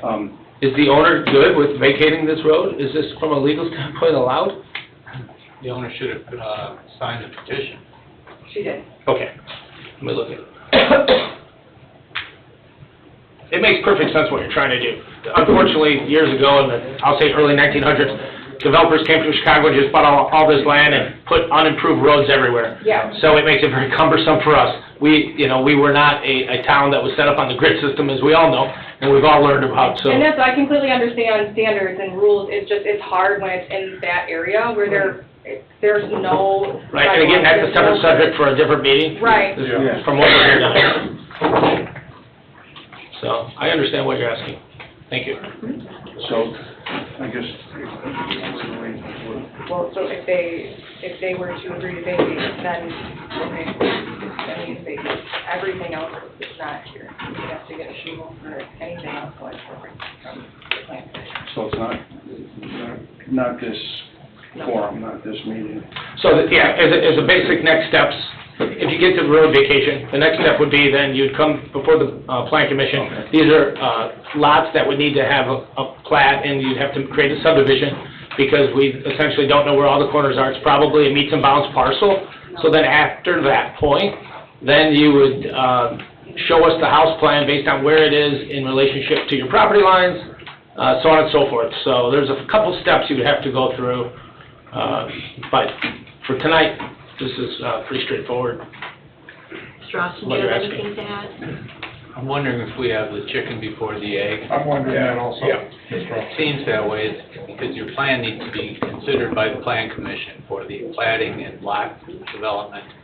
Right, like our thing was, we're trying to figure out basically if we're gonna need to have, $100,000 plus in a street put in before this sale goes through. Like, we need to know that, and so we've just been getting this runaround. We went to the Plan Commission, then we were told to come here and ask to vacate, so now, months later, we're here. I understand. So it's like, we just kind of we don't know where to go, and that's why we're here, is to ask for help, and we just keep getting sent somewhere else. Well, this is a really limited proceeding, vacation only. Right. So, Plan Commission would seemingly be the place, seemingly. I'm not trying to bat you back and forth. No, I'm just, we were at Plan Commission and they said. Sent you here. Yeah. Yeah. So Well, let's go I back was to probably the sitting there, vacation. but didn't realize. Vacating the road. But, Mr. Chairman, we do have a petition signed by the owner of the property. Is that the legal owner that we're aware of? Should be. So Tammy Fisher came in and asked for this to be filed She signed it. January 2023. Yeah. So no, she did not have to come in as long as she had a signature that was notarized. Yeah, I see it, Ruth Ann. Yep. St. Michael. Okay. I think my opinion is we move forward with the vacation as an approval or not, or deferral. Have we read the, Mr. President, yes, sir. the deferral might make sense. We have a work study session in early May at the Plan Commission. Leave this pending, get the input of the Plan Commission, and come back here. Or not, if you Or learn not. otherwise, or not. Or not?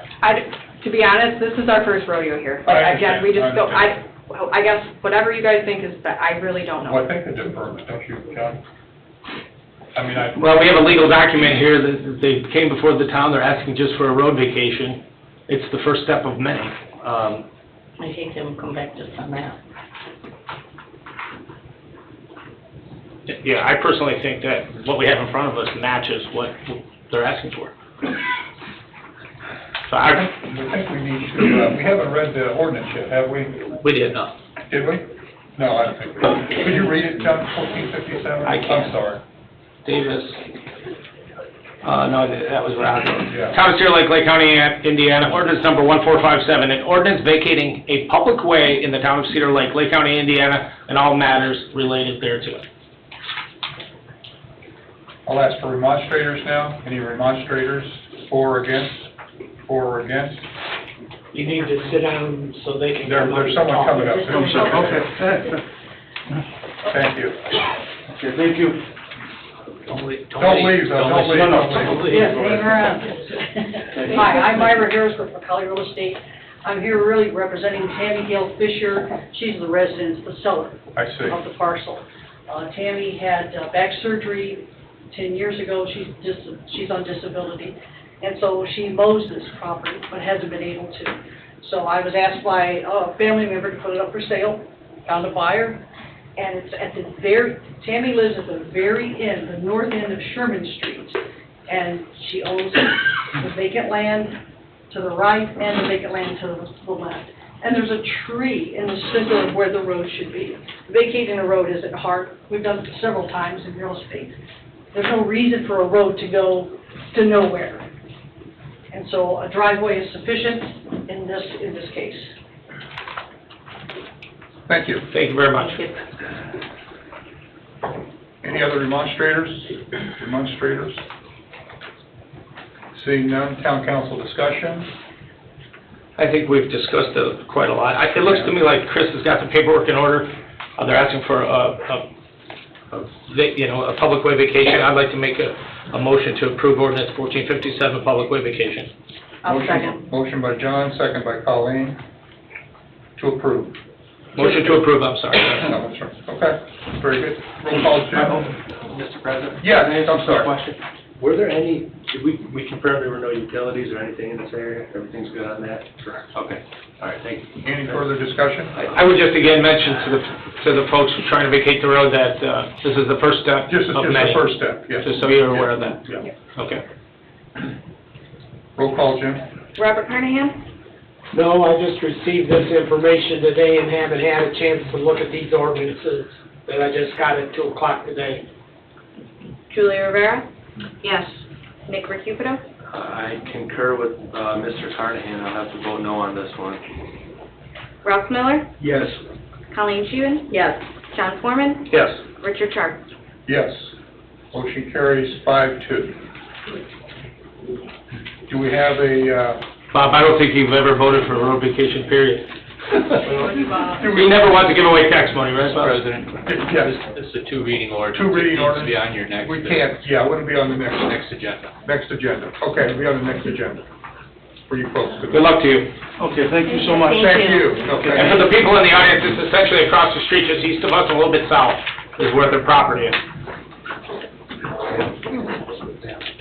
No, you're okay. So, thank you. Yeah, you're okay. Thank you. Now you're okay with it, yeah. Thank you. Some people may not have known where that address was.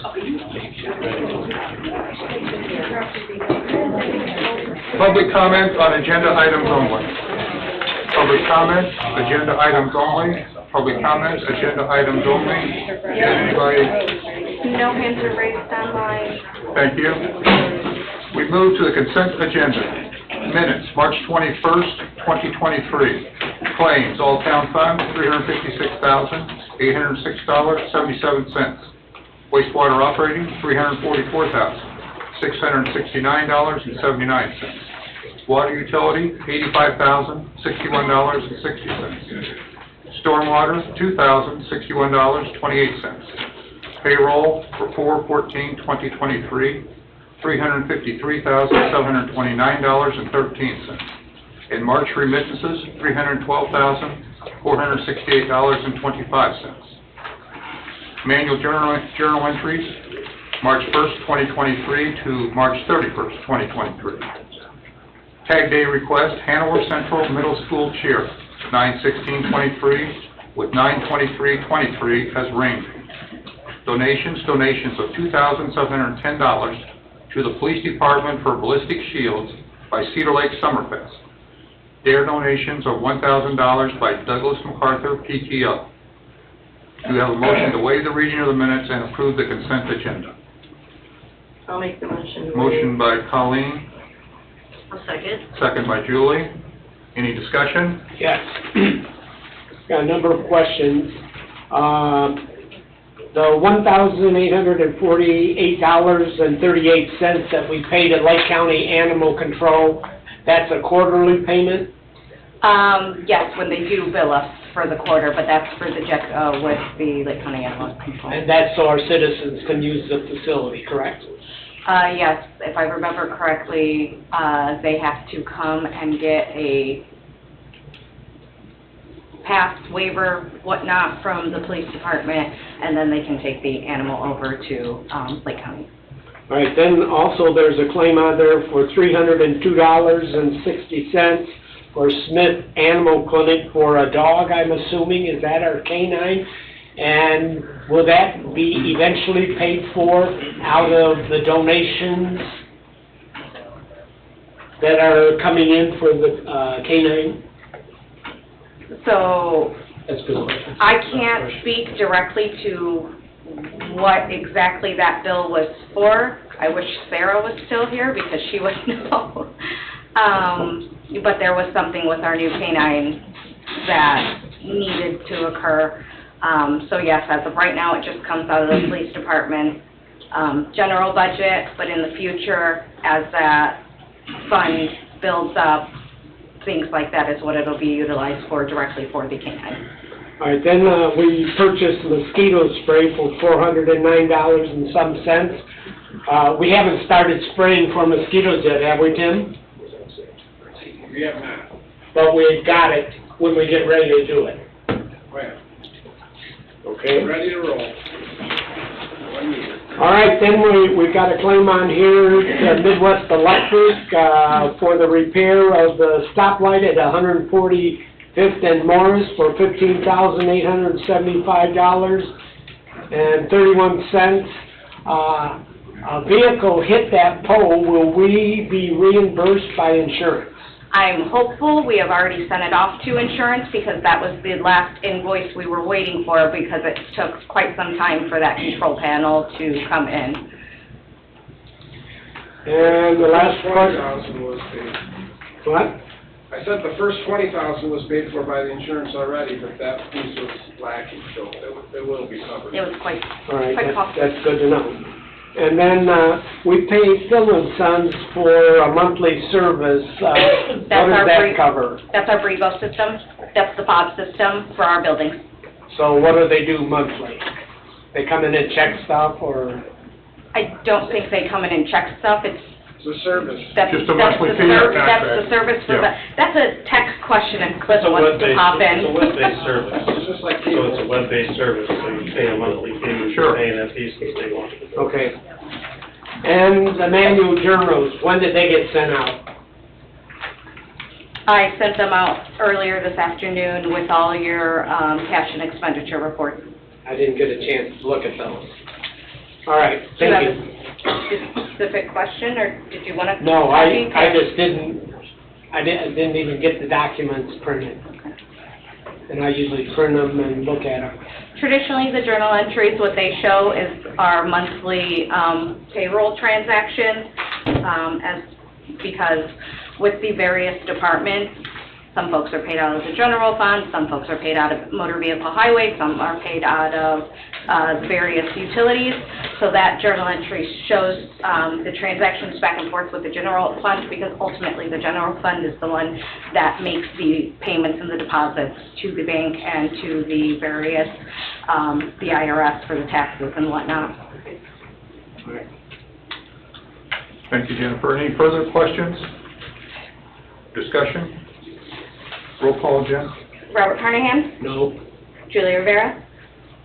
Yes. Nick Recupido? For lack of my review, I have to vote no on this one as well. Ralph Miller? Yes. Colleen Scheven? Yes. John Foreman? Yes. Richard Sharp? Yes. Motion carries 5-2. Ordinances and resolutions. Ordinance number 1451, railside rezone from Ag and R2 to PUD. Chris, you want to?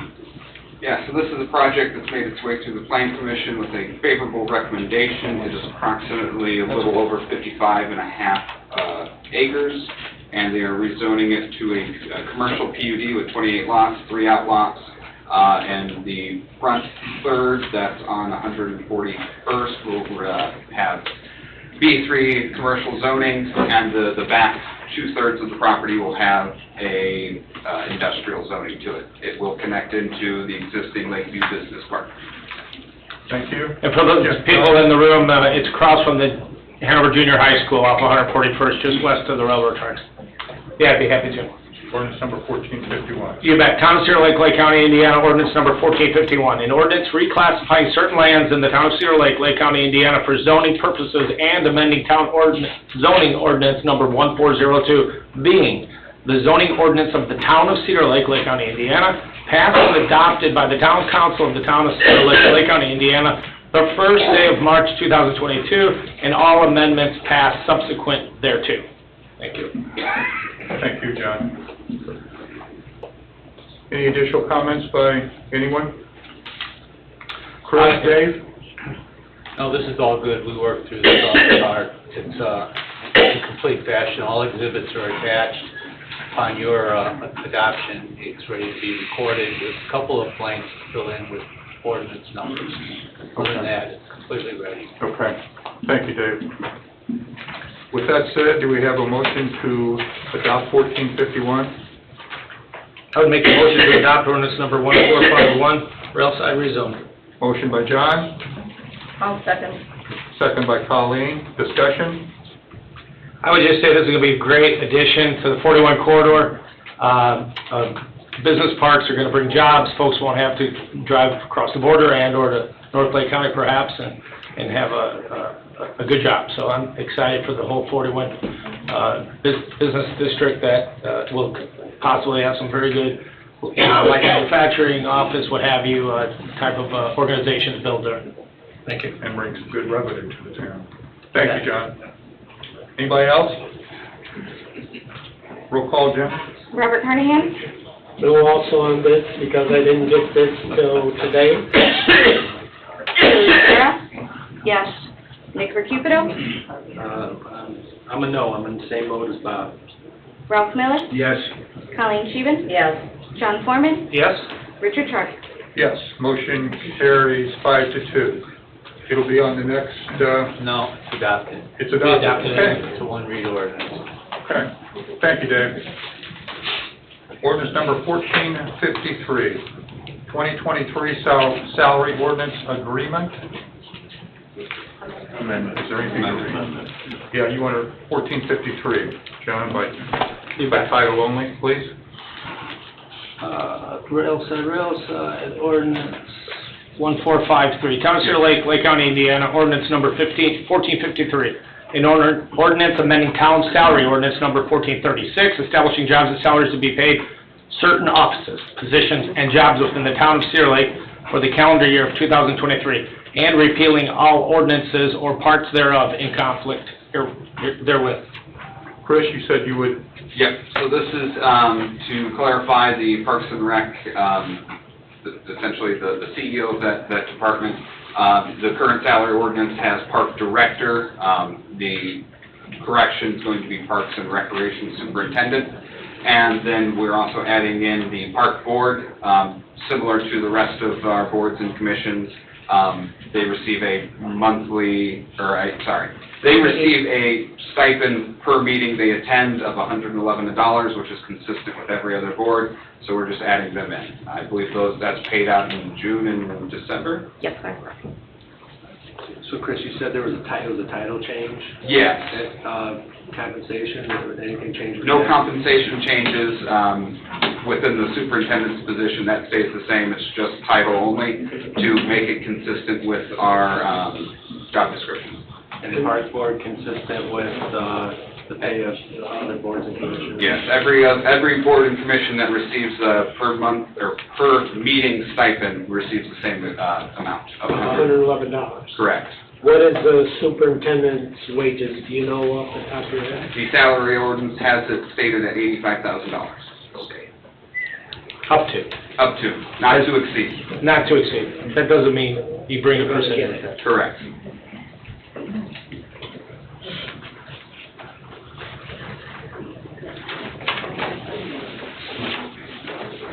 Any additional discussion, any additional questions?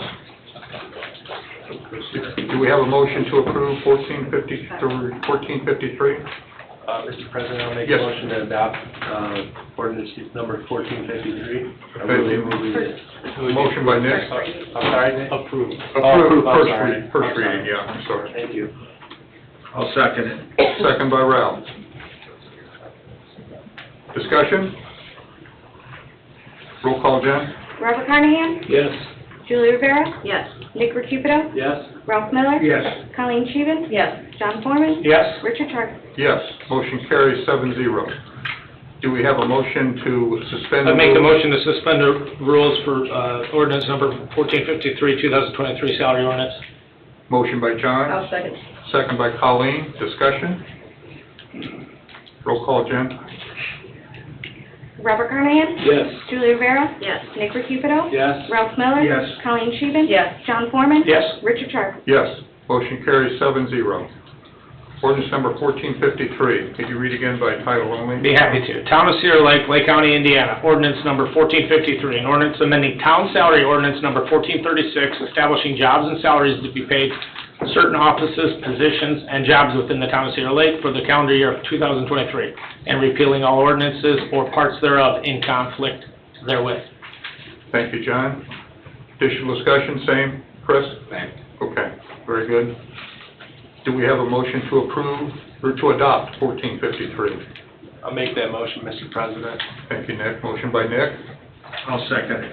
second by Ralph. Discussion? Roll call?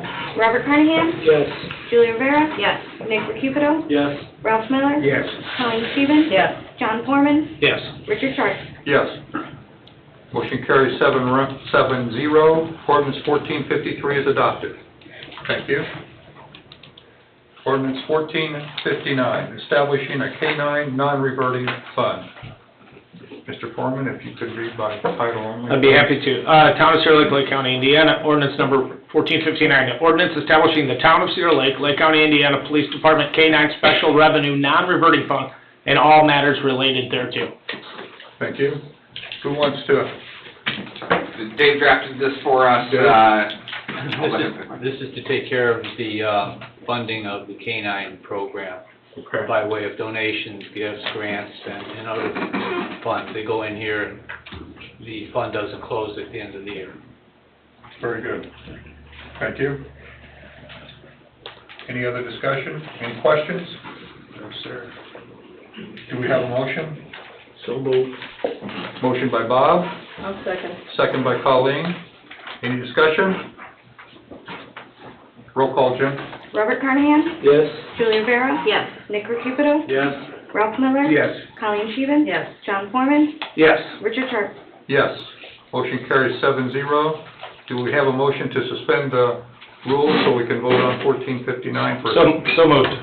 Thank you, John. I'll Do we- second. Second by Colleen. Discussion? Roll call? I'm sorry, that was John and then Colleen. Yes. Yeah, for the suspension of the rules. Yes. Robert Carnahan? Yes. Julie Rivera? Yes. Nick Recupido? Yes. Ralph Miller? Yes. Colleen Scheven? Yes. John Foreman? Yes. Richard Sharp? Yes.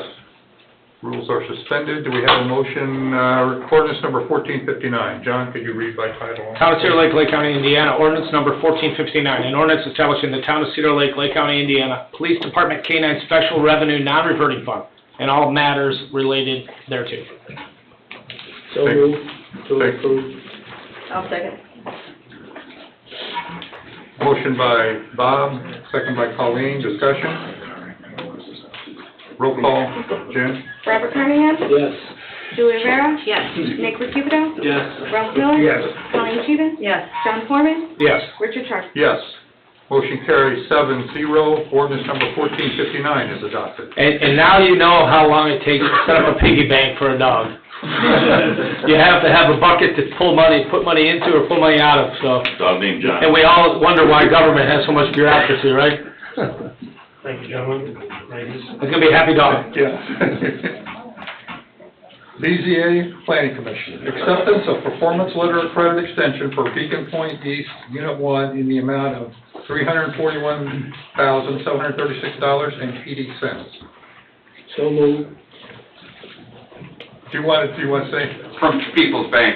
Okay, from People's Bank? And the amount is correct. The amount's correct, okay.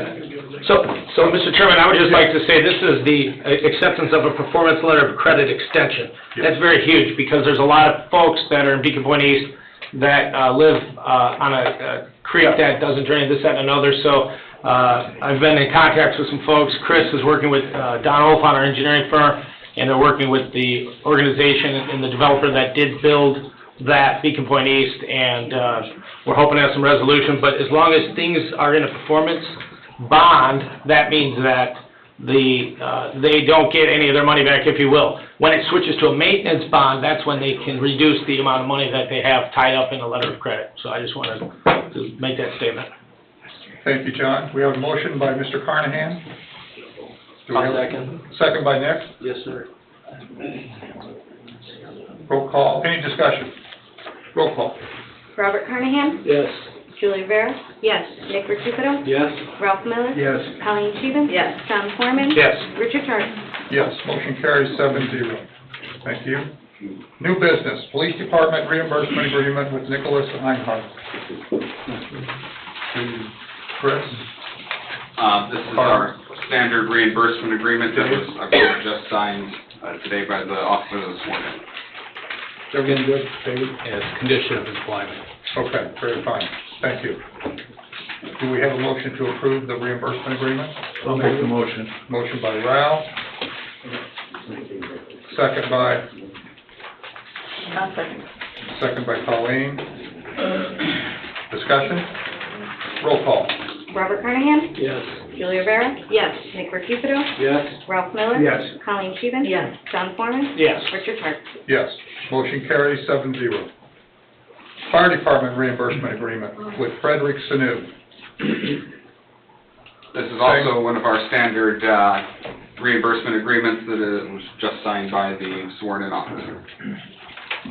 Everything good, Chief? Okay, good.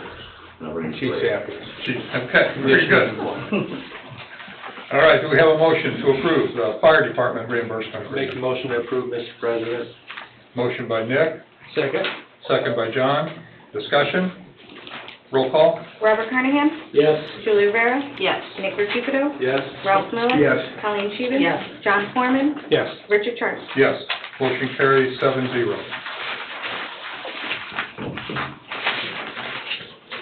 Seaville Performance Professional Service Agreement for construction observation of the lake dredging project in an estimated amount of $71,620. Chris? So this is a proposal by Christopher Burke to do part-time construction observation for the dredge project, the Phase 2, for the actual dredging. This will take us through public informational meetings, which we will have one on May 8th at 6 o'clock here at the Town Hall to kind of have our engineers answer questions about the project, go over some public safety aspects that will be useful to the voting public. Gets us through pre-construction conferences, project filings, reports, daily reports from the dredgers on quantities of sediment removed on a daily basis, as well as the datum of the dredging level that they're on, as well as the testing requirements by IDEM from the outflow of the sediment dewatering facility to make sure that we are in compliance with our IDEM permit. It will go through as well the submittal review process and any pay requests from the contractor. The engineering company will review first for appropriateness and to make sure that it is consistent with the daily work logs that they report to our engineering company, and then take us to code. Awesome. And the hourly rates for Christopher Burke are on page 4. Thank you. And their letter indicates it's $71,620. Is that correct? Correct. Okay. Not to exceed. Not to exceed? Okay. Do we have a motion to approve the service agreement? I'll make a motion to approve the service agreement. Motion by Colleen. I'll second. Second by Ralph. Discussion? Chris, what time did you plan to start the meeting on May 6 p.m. here at the town hall. I would encourage all the folks out there to please come to it. It's going to be very educational, especially the do's and don'ts when you're on the lake. So that's a public safety announcement almost. So thank you. And spread the word to your neighbors. Absolutely. Thanks, Bob. Motion 6 o'clock here at the town hall. 6 o'clock? Monday, right? Yeah, okay, thank you. Any additional discussion? Roll call? Robert Carnahan? Yes. Julia Rivera? Yes. Nick Cupido? Yes. Ralph Miller? Yes. Colleen Sheehan? Yes. John Foreman? Yes. Richard Clark? Yes, motion carries 7-0. C-bill change order number 1, Lake Dredging Stage 2 for a work schedule modification. Allows the project to start earlier in the year and run on holidays and weekends for boater safety. Chris? So this allows the change order for a start date of April 17th for this year, April 15th of next year, and April 14th of the following year, which will be 25 for those following along. That has been cleared through the DNR as well as our engineering firm, and was requested partially as well by the dredging company. Specifically within the first year, there's the greatest capacity in the sediment dewatering facility, which currently holds 0 sediment out of the lake right now. So the greatest amount of time that they can get in within the first year helps them fill as much material as they can into that and then let it settle down over the winter. The change order also is requested for them to be able to work on Sundays. They plan to work 7 days a week, 12 hours a day, until Thanksgiving, or approximately until Thanksgiving, where they will then go home. And they would also like to work holidays, specifically those holidays that have high boater traffic. They've found out in their many years of doing dredging that it is safe. And we had a pre-construction meeting with police, fire, public works. I think we had about 15 staff members there, our engineers, the dredging company. The dredgers made a case that, again, through their experience, that it's better for them to be out on the water in high traffic times, operating the dredge barge, because it then keeps material within the pipeline.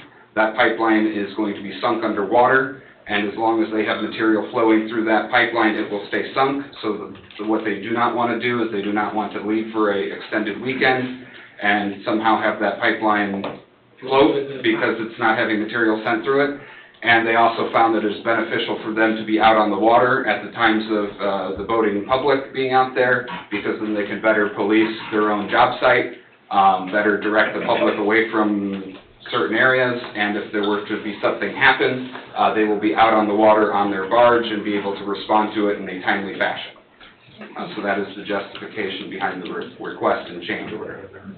We also discussed with them creating informational signs that will be out at public boat launches, so that way the boating public can understand the buoy system that they will have out that will kind of try to deter them from certain areas where they are operating, as well as creating informational like brochure or flyer that could be handed out the Chamber of Commerce building, and again, public access points here at the town hall, put on our town website, that just goes over, again, public safety, the buoy system that they'll have in place, and how to kind of navigate around the project as it's ongoing.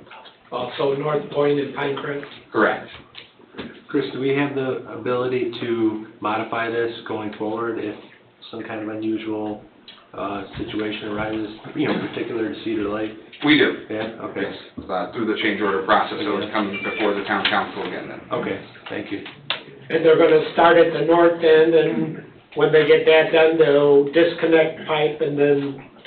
Correct. And that will be explained at that informational meeting. And the dredgers, they've been fusing pipe since April, since the beginning of April, which they will then continue to fuse and create a stretch of pipe from Pinecrest Marina, where they will have the booster pump on Bob Gross's property, and the pipeline will follow through that booster pump along the lake until they get to the dredge site at, I believe, what's called location 1, either location 1 or location 12, that northern lobe. Area 1. Area 1. And I believe they do plan on dropping their dredge barge, which is significant in size, approximately 80 by 25 feet, I believe they said, in the water in mid-May. We do plan on having a public open house of sorts.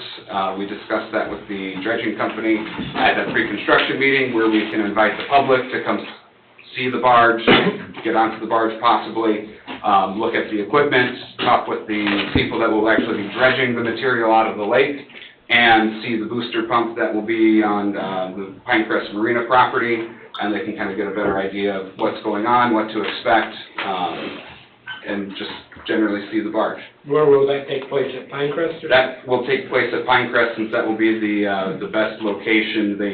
Mr. Gross has several piers that would facilitate that barge being connected to it, as well as that's the location where the booster pump is. You'll be able to see a couple different aspects of the project in one location. And Bob was amenable to hosting that. Very good. Thank you, Chris. Do we have a motion to approve change order number 1? I'll make the motion to change. Motion by Ralph, I'll second. second by Colleen. Discussion? Roll call? Robert Carnahan? Yes. Julie Rivera? Yes. Nick Recupedo? Yes? Ralph Miller? Yes. Colleen Scheven? Yes. John Foreman? Yes. Richard Hart? Yes. Motion carries 7-0. 2023 police vehicle financing. Jen? Council, at your last meeting, you approved the purchase of the 4 police vehicles that were contemplated in this year's budget, and allowed me also to move forward with soliciting quotes. I sent out requests to DeMont State Bank, People's Bank, Tax Exempt Leasing Corp., and Republic First National. I received responses from Tax Exempt Leasing Corp., DeMont State Bank, who utilizes BB Community Leasing, and Republic First National. I requested a 3-year term with annual payments and requested that the first payment be in arrears. The total cost to finance is $218,194. That is for the 4 Dodge Durango Pursuit vehicles, the 4 equipment packages, and the 4 radar units. What was that figure again? $218,000? $218,194. Thank you. Is the amount to be financed. Tax Exempt Leasing Corp. came back with an interest rate of 5.26%. DeMont State Bank, BB Community Leasing was 4.60%, and Republic First National came back with 4.33%. It is my recommendation to enter into the agreement with Republic First National, as they were the lowest interest rate, and they agreed first payment would not be due until next year, so we're looking at April 2024, as long as all financing documents go off without a hitch. I'll make a motion to finance through Republic at 4.3%. Motion by Bob to finance through Republic. I'll second. Second by Nick. Discussion?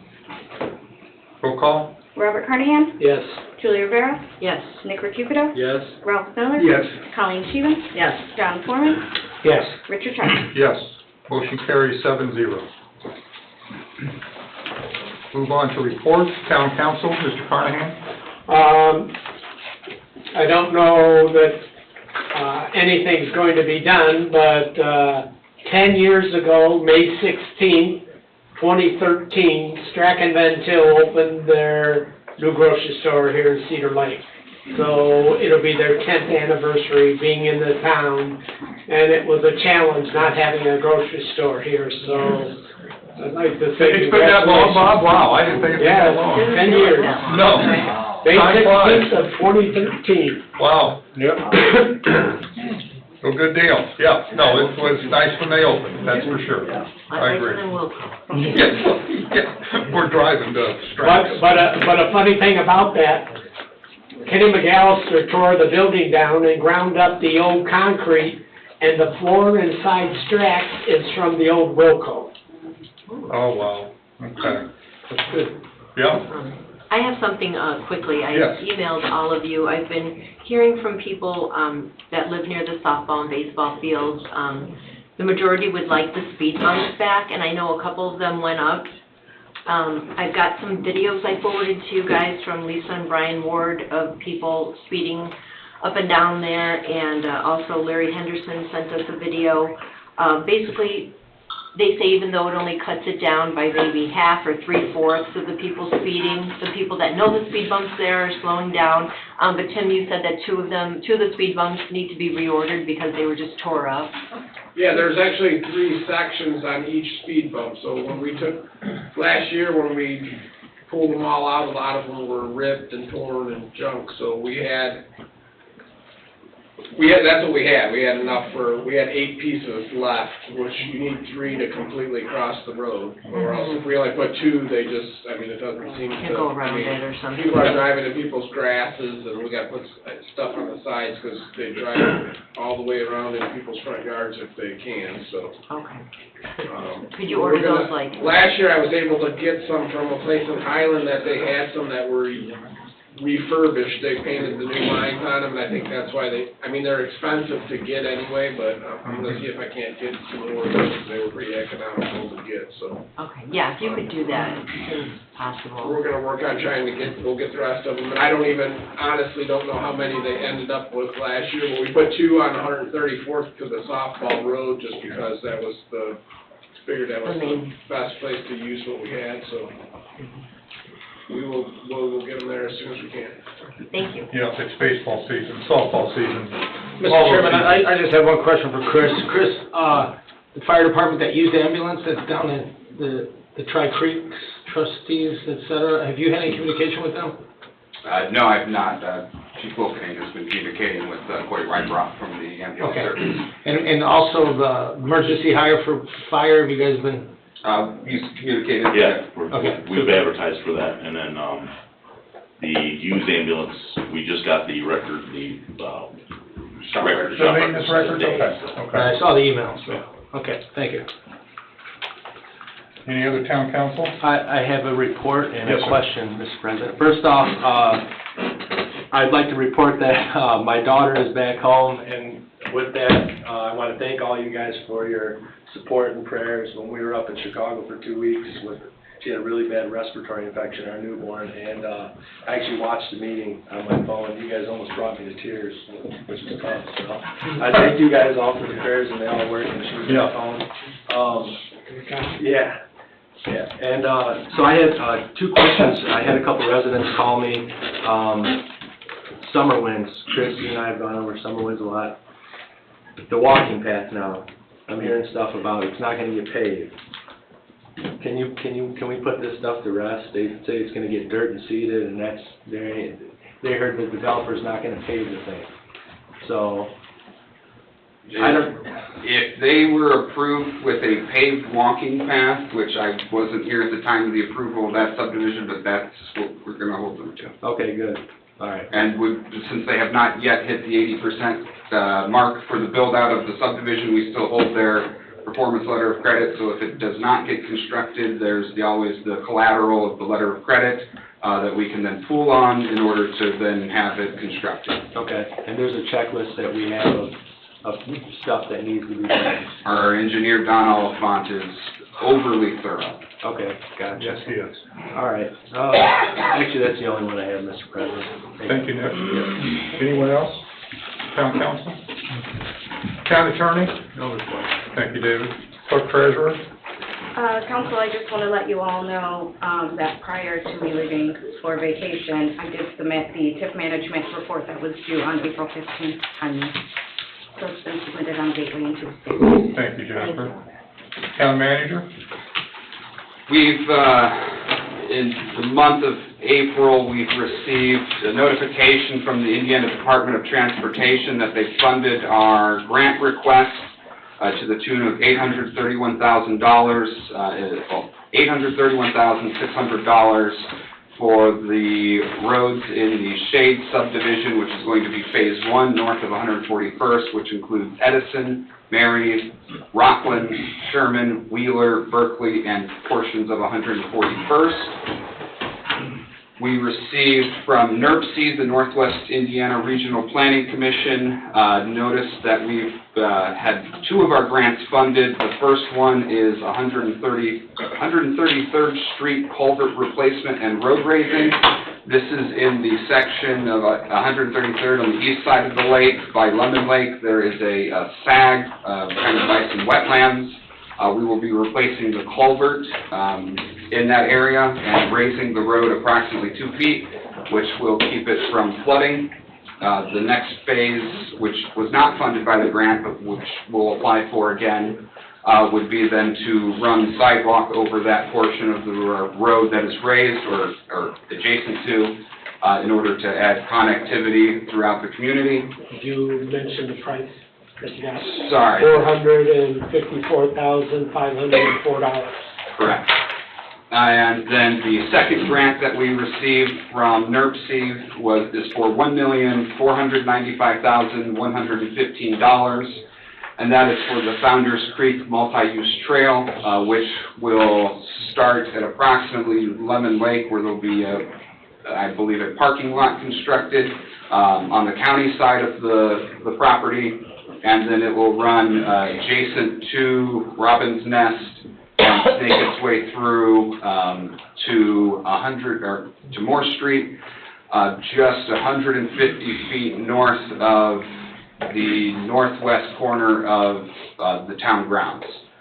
So that will then connect in with the other NERC project, which we already had funded previously, which will be constructed in a few years. The sidewalks that will go from the roundabout at Klein down to the southeast corner at Morrison Constitution. So we will be building out over the next 5+ years a kind of walking corridor loop on the eastern side of the town here. So altogether with those three grants, we've gotten $2.781 million. Congratulations to your whole team. That is a very good job. Keep it up. Well, this town has been consistently putting in for the Founders Creek Trail, so it's finally becoming a reality. And also, Chris and Donna Oliphant, I was told at my NERC meeting, did an excellent job at preparing for this. Nice job, Chris. I think they always do. Thank you. That is it. Director of Operations? I have nothing. Police Department? I would just like to add to Mr. Rivera's report about the softball fields that we've had a number of extra patrols throughout over there. We have made numerous traffic stops. I have both speed signs up, one on Osborne and Schneider. Just put the other one up today. I was told that this weekend kicks off a tournament over there in the fields. The weather doesn't look that great. Weather looks terrible. So I did ask our guys to do as much as they can over the weekend, starting with tomorrow, Friday, to be as visible as possible in the area. And with it, I'm happy to report that last month we made 632 traffic stops. Okay. Well, thank you. I'm sure they appreciate it. We issued 731 warnings and 207 citations. Okay. My coworker got one, so. So, Thank you, Yeah, the Chief. residents over there are gonna be very happy to see the presents. I'm Yes. I sure had a they- nice conversation today when I was on the ladder. One of them, he thought I was putting up a basketball hoop in his driveway. Okay. Thank you, Chief. Fire Department, Chief Wilkening?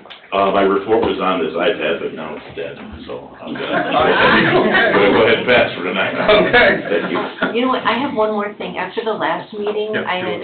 had emailed, I think I emailed maybe Chris and Tim, and, there's been like 3 weeks, I don't know, since the last meeting, about setting aside some seats for handicapped individuals, and it does get packed in here now. If we could even buy some signs, or in the meantime print some signs, maybe have 3 seats just for people with a disability, so they have somewhere to sit at every meeting. Yes, and I do believe Margaret did set out a handicap sign over at the table over where Commander Kidd is at. Okay, I didn't see. So that was kind of the designated area for now, until we get more Until you get permanent. something. Yeah. Okay, thank you. Thank you, Julie. Thank you, Chris. Written communication, building, Christopher Meredith, you have anything? Yeah, so for the month of March, we've had 13 new home permits for a year-to-date of 25, with 46 other permits for the month of March. For Christopher Burke, we've been pretty heavy on the Lake Dredge project, as we reported on. The Moore Street water line, currently still working on the local road safety plan with our planning director. And he's exploring an additional funding opportunity there was a class action lawsuit against Monsanto for PCBs that they apparently made in the past, and it had to do with regulated waters and the PCBs that got in there. So we are going to be applying to a pool of money that is approximately $50 million to try and receive additional funding for our lake ecosystem restoration project. It turned our lake green. Made our lake green, tell them. I will let the engineer create a grant application, that's beyond me. But we are looking for additional funding sources, and that is potentially one of them. Awesome. And then as far as some of the various projects have been mostly park-centered, and we've been waiting on our park superintendent to get settled in. So we did hire a park superintendent, and I do believe that the park board intends to introduce her at their next meeting. Awesome. Thanks, Chris. Yes. I got a question for Chris. I missed the vote on the town council report. I had another question. The stuff, and John, we talked to the gentleman named Bob over there in Beacon East. Yep. I guess this was fall under maybe something Christopher Burke's doing, but are we working on that over there? Yes, so Don has looked at that. It is an item that is covered under the letter of credit, so the developer will be responsible for putting it into a satisfactory condition before the town accepts it. What are you talking There is some stormwater retention pond work that needs to be resolved over in Beacon East. Yeah. That Mr. Recupido and Mr. Foreman have brought to our attention from a citizen.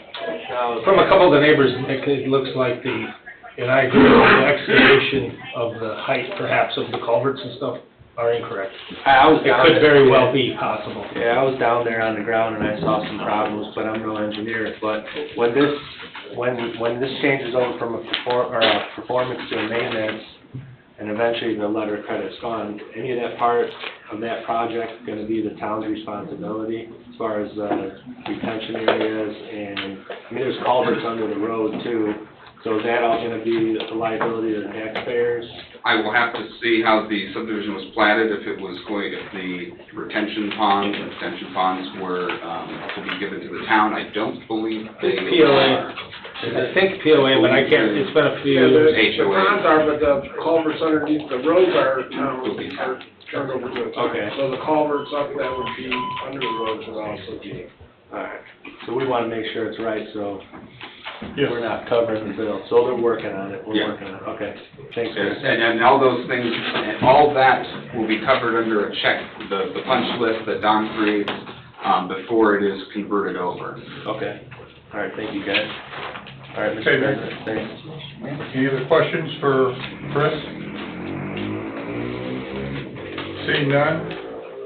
Public comment, time for public comment. I think you did. He asked about rent communication. I have a Yes. public comment. Public comment, yeah. I think we do want to go first, go ahead. She was, yeah, Ms. Nixon was up first, yes. Mary Jo Dixon, 8711 West 132nd Place. Chris, on the grants we received, are those 100% funding, or what's the percentage on those? Could you share that with us? The CCMG grants, well, I guess I'm breaking the rules. CCMG is 50/50, NERC is 80/20. Thank you. Okay, Carol Kerr, 9900 West 129th Place, Monastery Woods. Did you say there are PCBs in Cedar Lake? I did not, Oh, has it been tested for PCBs? not aware. Pardon? I'm not uniquely aware. You're not aware? I'm sorry, I can't hear you. Correct, I'm not aware. You're not, okay, so maybe it should be? I will ask our engineers if it has. Okay, does Cedar Lake somehow get water from any of the Great Lakes? Okay, because it did have, which shouldn't make any sense, that in the Times a couple of weeks ago, that there are PCBs in all of our Great Lakes. They come from fire retardant foam, which they're trying to outrule, and it can cause cancer, thyroid disease, on and on. So just for the heck of it, I called the Chicago Water Department and talked to a couple of people down there that were, engineers, and they said, yeah, it's in their water. I said, do you drink the water? He goes, personally, no. And the problem is when it gets in the water, and again, I'd like to know if we have it, it's not, the mass of the water, the way he explained it, it's not so bad, but it's in that fish. And you see people fishing, and really, I grew up in South Chicago, a lot of poor people, my dad included, would fish there for our dinner. Back then in the 50s, I don't think there were any PCBs, because it does come from Monsanto. They had the stuff we put to waterproof shoes and coats and leather goods, that's in there. So I myself, I love fish. I did send a notice to some of the restaurants. I talked to the owner of T-Bowls, and he said, oh my God. And what was really weird is after finding about all these PCBs in every Great Lake, even up in Canada, I mean everywhere, that it's not outlawed the water in Chicago because he said parts per million, it's in there. That if it goes, say he told me it's number 5, if it goes to 9, they gotta shut down the filtration plant.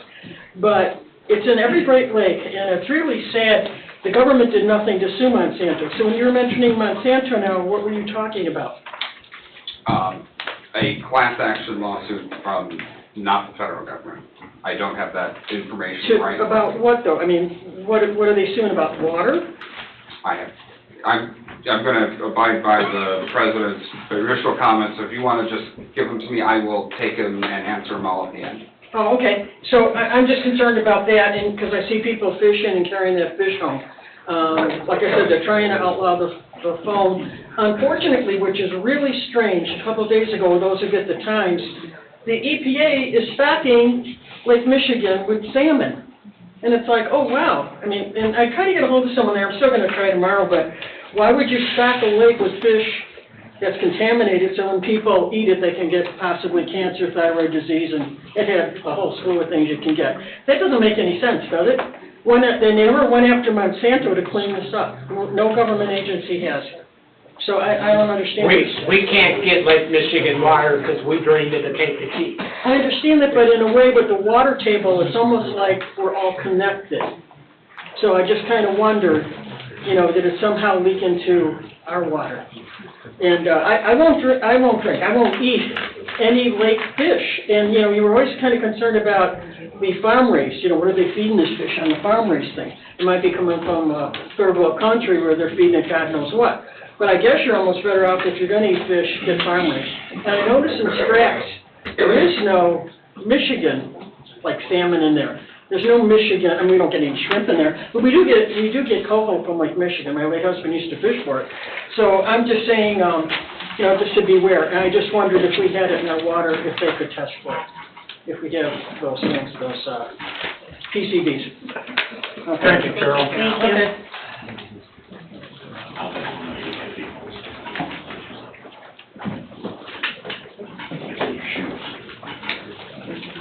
Hi, David Carter, 14025 Gilder Street. Beacon Point East, the problem there. Chris, I think, believe, you said about the retention pond, you're working with people on it, but if they don't do it on the punch list, the final, they'll take it out of their bond? On Beacon Point East? Correct. I mean, are we gonna wait that long until they finish? Sir, we're trying not to go back and forth. Back and forth. And we'll answer all your questions at the end of That's correct, public though. comment. That's correct. No, you're correct, but we'll just answer all your questions at the end of public comment. Okay, so. So if you come up and give those questions, Okay. ask your questions. All right, and what, we'll is it gonna be, is something gonna be done before the, I guess, they finish it up and they do a final punch list? And I guess, this is a picture of when the roads weren't even in yet. It's full of water, that's supposed to be, that was drawn up and planned and permits passed for a dry ditch. There's where it's supposed to go, and that's before any roads or anybody moved in. So, I don't know if whoever didn't run a laser or something on it, but in the meantime, my question is, city allowed them to develop these lots very, very close. I don't know what the ordinance is, how close you could be to the water. If I could build a house 3 foot from the water, 50 feet from the water. But it has, in 16 months, the water has risen, because it doesn't go anywhere, and erodes it to where I've lost of easement. There was 18 feet of easement. Now I'm down to 8.5 feet of easement in 16 months. So to wait for this, if we wait for the bond to come in, or when they're done, 300, I thought I seen $300-some thousand. Cedar Lake's gonna have to tear that road out and pay for that. That's gonna be more than $300-some thousand. So my question is, I guess, would be that someone needs to get on Shilling's rear end, or else the city's gonna pay for that. And when my house starts sliding down another 6.5 feet, there's gonna be an issue. So, that road needs to be cut out. One or two people are gonna pay for Shilling or the city, I'm assuming. Thank you. Thank you. Thank you, Dave. Any additional public comment?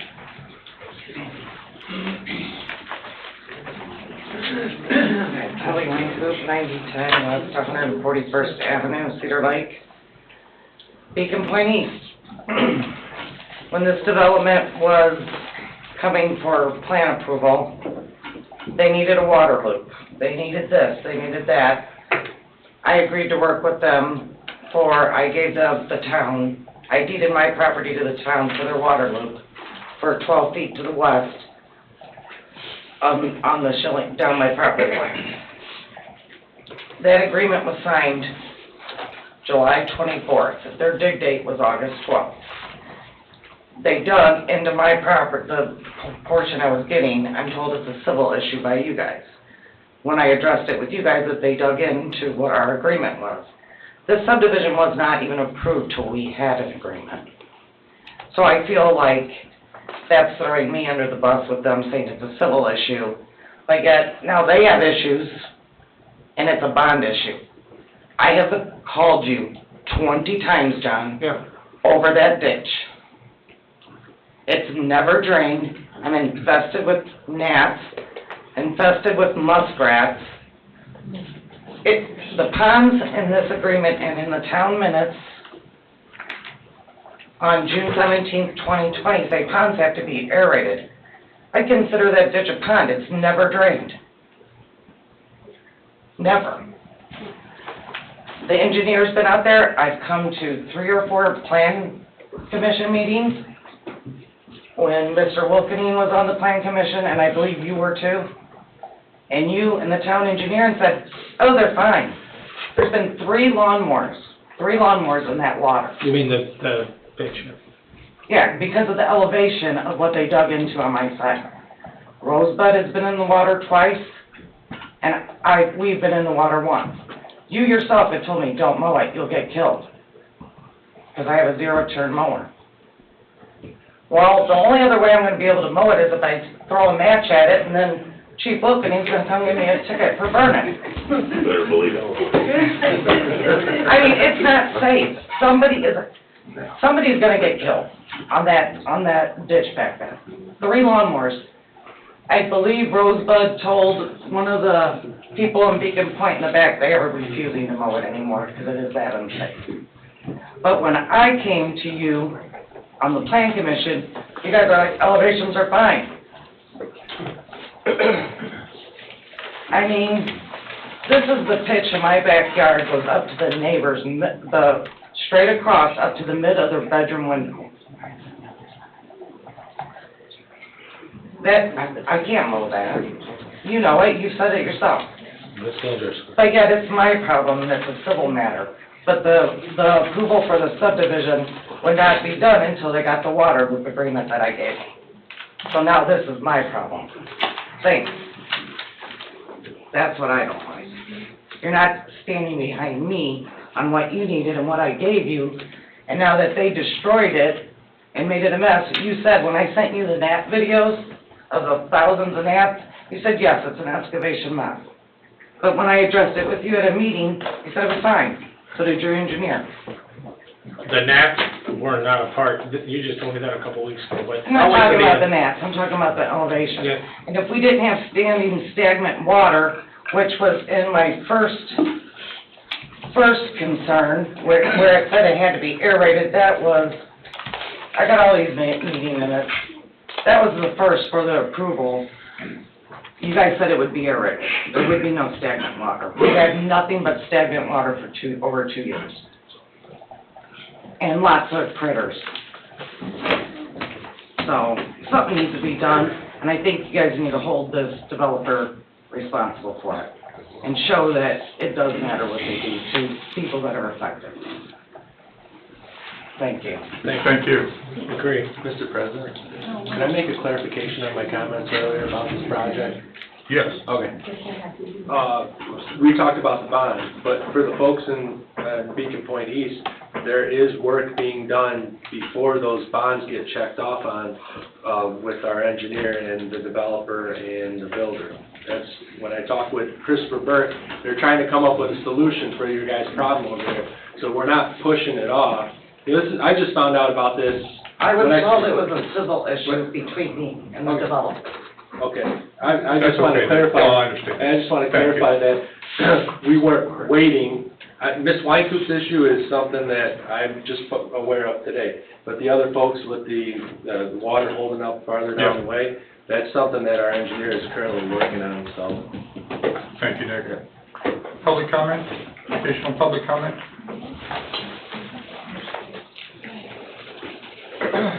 Good evening. Brenda Roberts, 15008 Morse Street.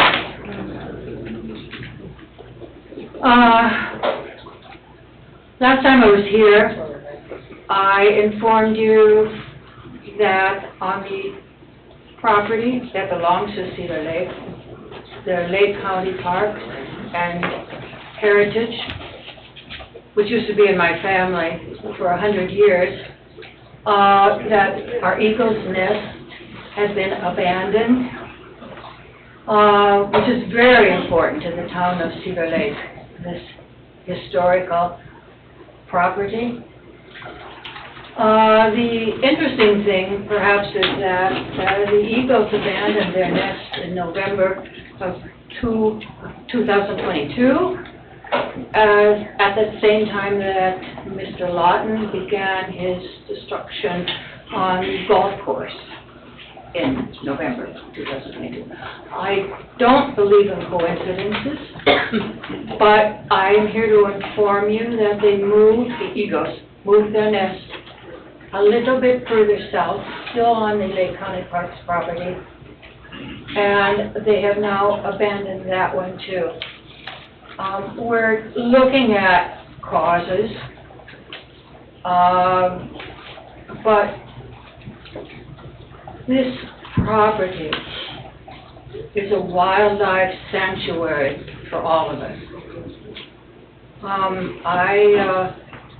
I am trying to keep the love of this property going that my family has had for 100 years.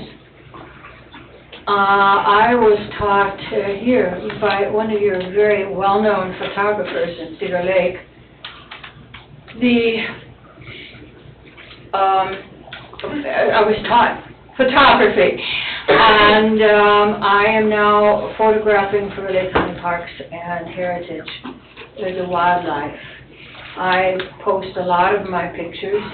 Even Tom Skilling has shown, probably 50, 55 pictures of mine on WGN. And those of our, we don't give it publicly, but knows of the situation here. I am here actually to ask you, we don't know what Mr. Lawton is doing with his property yet, I understand, I believe. But it is your responsibility to keep this portion of Cedar Lake sacred. If you destroy Cedar Lake, you will go down in history. You don't care right now, but you will go down as the destructors of our town and the beauty of our town, the meaning of our town, which is always a vacation land and a beautiful area that people wanted to visit and live in. So the question is,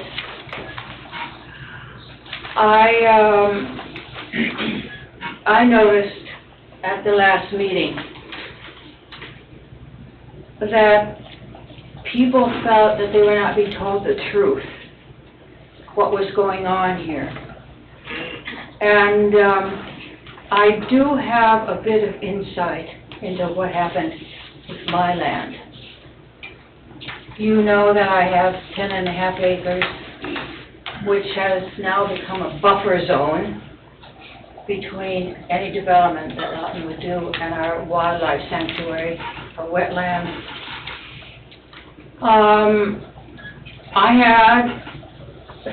I've had a lot of potential buyers. I even had a contract for my property, the 10.5 acres for Unity.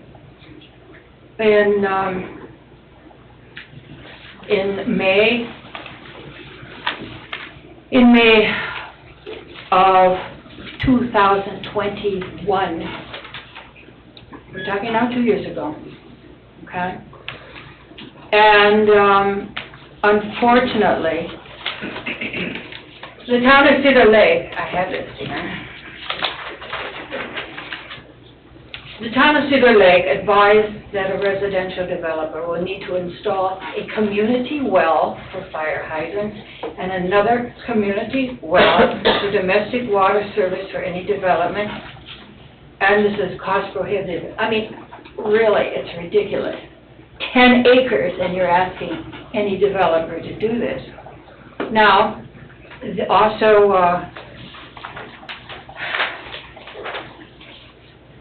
also your engineer, town engineer, at that time of May 2021,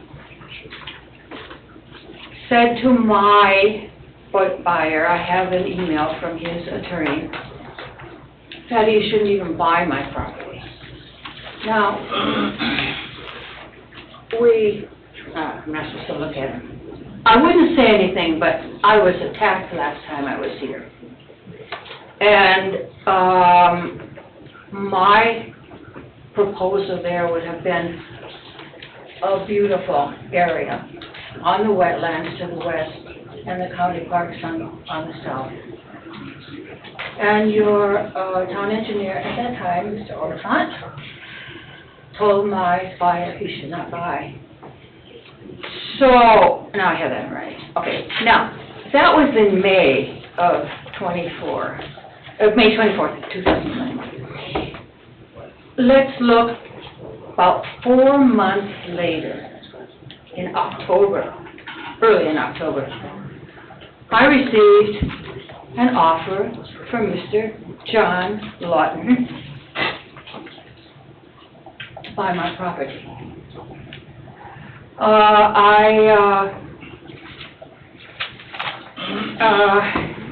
He said, his lawyer, Mr. Tim Kuiper, who's in the Austin Kuiper Law Office, that was his lawyer, he said that his client was interested in buying my 10.5 acres so that his proposed development would be contiguous with the Lake County parks.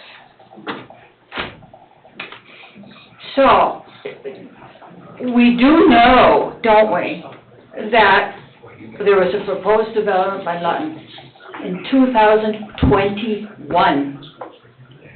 Now, I'm only saying this because I told him no. Yay.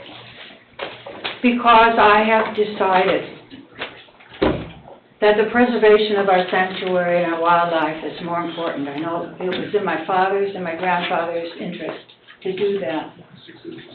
I even refused and was granted that there would be no hunting on this property. I don't want my wildlife killed.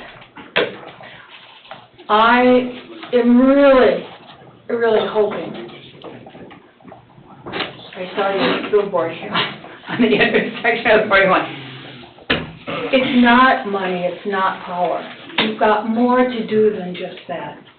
You have to look at this area and try to keep it historically an important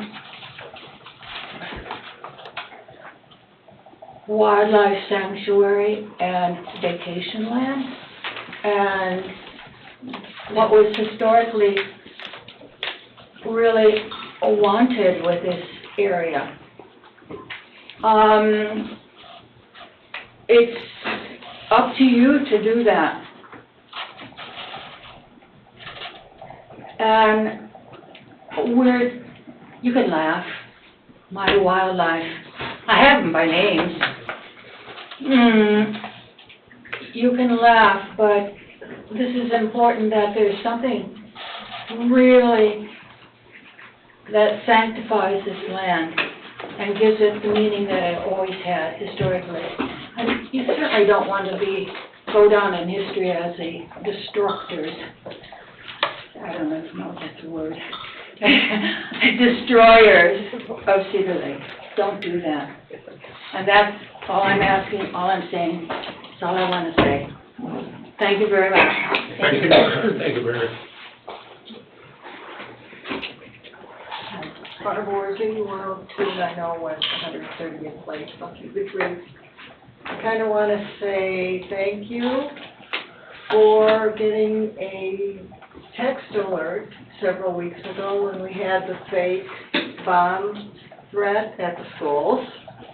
And I got that through the Smart 911, which some people know about, some people still don't know about. But for those who don't know about it, you sign up to get text for alerts when things of safety and road closures, maybe a train derailment, a tornado coming, those kinds of things are things that can come forth. So I want to say thank you for getting that text alert, because it also kept me from going into that area. I was going to go shopping that morning, and I said, you know what, I'm going to stay away, because they're busy doing their stuff. So I don't know, I mean, I keep waiting to get more text alerts. I don't know if anyone is actually in charge of doing it yet, but I want to encourage you to please do as much as you can with it, because I think it's really important in terms of public safety for people to know in a timely fashion what's going on, and that way there aren't rumors and there aren't people going on Facebook making things up that they don't know what's going on. So I don't know if anybody's been more put in charge of it, but I don't know.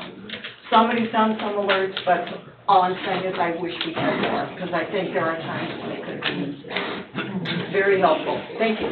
Thank you. Public comment? Public comment?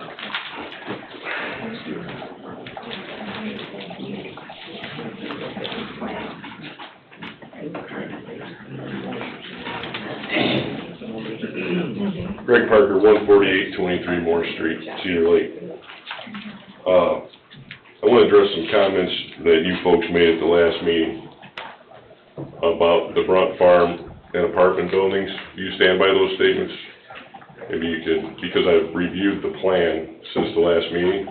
That the Brunt Farm has possible zoning for multiple uses, the apartments included? The Brunt Farm can only be developed as it was platted and zoned in 2008. Okay. And by the way, if that plat is correct, that wasn't pre some of the people on this council. Am I correct? Yes. So to make statements about apartment buildings and having to negotiate with developers, if that development across the Brunt Farm isn't any good, to negotiate for more land development in another part of town is the equivalent to having a dent in one side of your car and dent in the other side to make it match. So that argument isn't going to wash with me. So I would just, and I've told myself I wasn't going to lose control tonight, and I appreciate not being gaslighted tonight too. But I think I would like to hear from the clerk treasurer tonight about a $15,000 campaign donation.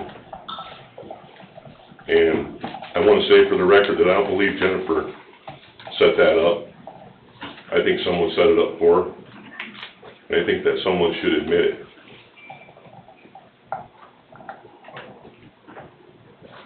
That's all I have to say. Thank you, Greg. Thank you.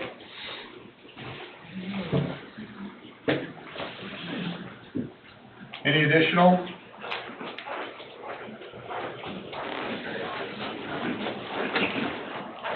Kevin Hill, 9725A West 129th Place. Just a quick question. I was wondering, with all the talk, with all the subdivisions going in and everything, can we get an update sometime as far as what's going on with like the water situation and the sewer tap situation that we have with the Lowell plant? I know, I understand that the plant is up for some upgrades, but that's a few years in the offing here.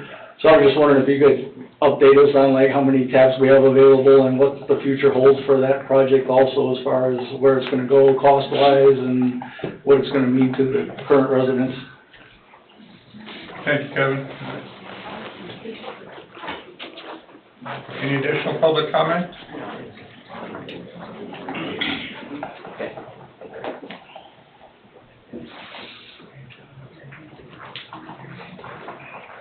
Good evening, Town Council. Terry Broaders, 14513 Morris, I'm sorry.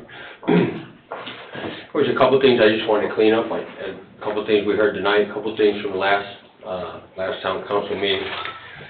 We talked about, at the expense of maybe beating the same drum again, my drum, we're talking about density. There was a comment made by John Foreman in the last meeting about demand and who's, and my question to that would be, whose demand is that? I mean, everybody I spoke to so far at the gas station, anywhere I've spoken to anybody, I have not heard anybody say, yeah, we want more density. So I'm wondering, where is that demand? Well, of course, sure, you can find people that want to buy them. But are you telling me that if we did the R1 on the golf course, that nobody would buy those homes? Is there no demand for single-family homes right now? I think that's kind of ludicrous. The idea that you would say that the demand to build townhomes and coach homes and villas and turn 150 homes into 1,500, the only person that's making that demand to me would be the developer. I mean, because sure, he makes a heck of a lot more money. But the residual effects of something like that, and now we're just talking about one subdivision, as you heard tonight, there's multiple subdivisions that this is probably gonna, that this conversation plays in part with. My guess, at the end of the day, guys, is that the only person that wants the density would be the people that vote yes for it, And the builder that's getting, I've heard paying for these votes, but I would just say caucusing or lobbying for these votes. But the idea that, you know, I've heard born and raised, and I've heard been here all these years, I've heard all of these things about Cedar Lake. You want to stand on a mountain and scream about it, but yet you're willing to sell it out with one vote. Yeah. Because when I asked for your opinion on density, I heard crickets. I heard 2 votes, and thank you both, because I agree that integrity has a lot to do with this. It's a simple yes or no. How do you feel about density? I mean, do you really want to have to worry about, if you take this vote and you turn these next 3 subdivisions into, let's say 1,500 more homes in one and 600, 700, 800 more homes in the next, and we add it all up to almost 5,000 rooftops, where you're talking 2 cars, talking 2 to 3, maybe 4 kids. So the residuals is not just the developer's income. He's the demand. The developer is the demand. So my question is all you guys have been born and raised here and lived here all this time, does it matter that if you vote yes and no other resident wants it, does your reputation mean anything to you? I mean, you guys will have to live with it. Now that everybody in town knows that you 7 votes can either vote yay or nay on increasing density and changing zoning. Only you 7. Any other boards can only make a recommendation, favorable or unfavorable. You 7 make that final decision. Is that what you want on your reputation, that knowingly all these houses were going to increase the population at a rate that's way too fast? And I give you that information from experience. I mean, you haven't built a single road, and in fact, you aren't even making the developers build the roads outside these subdivisions. I could go on and on and on based on experience to just watching it happen.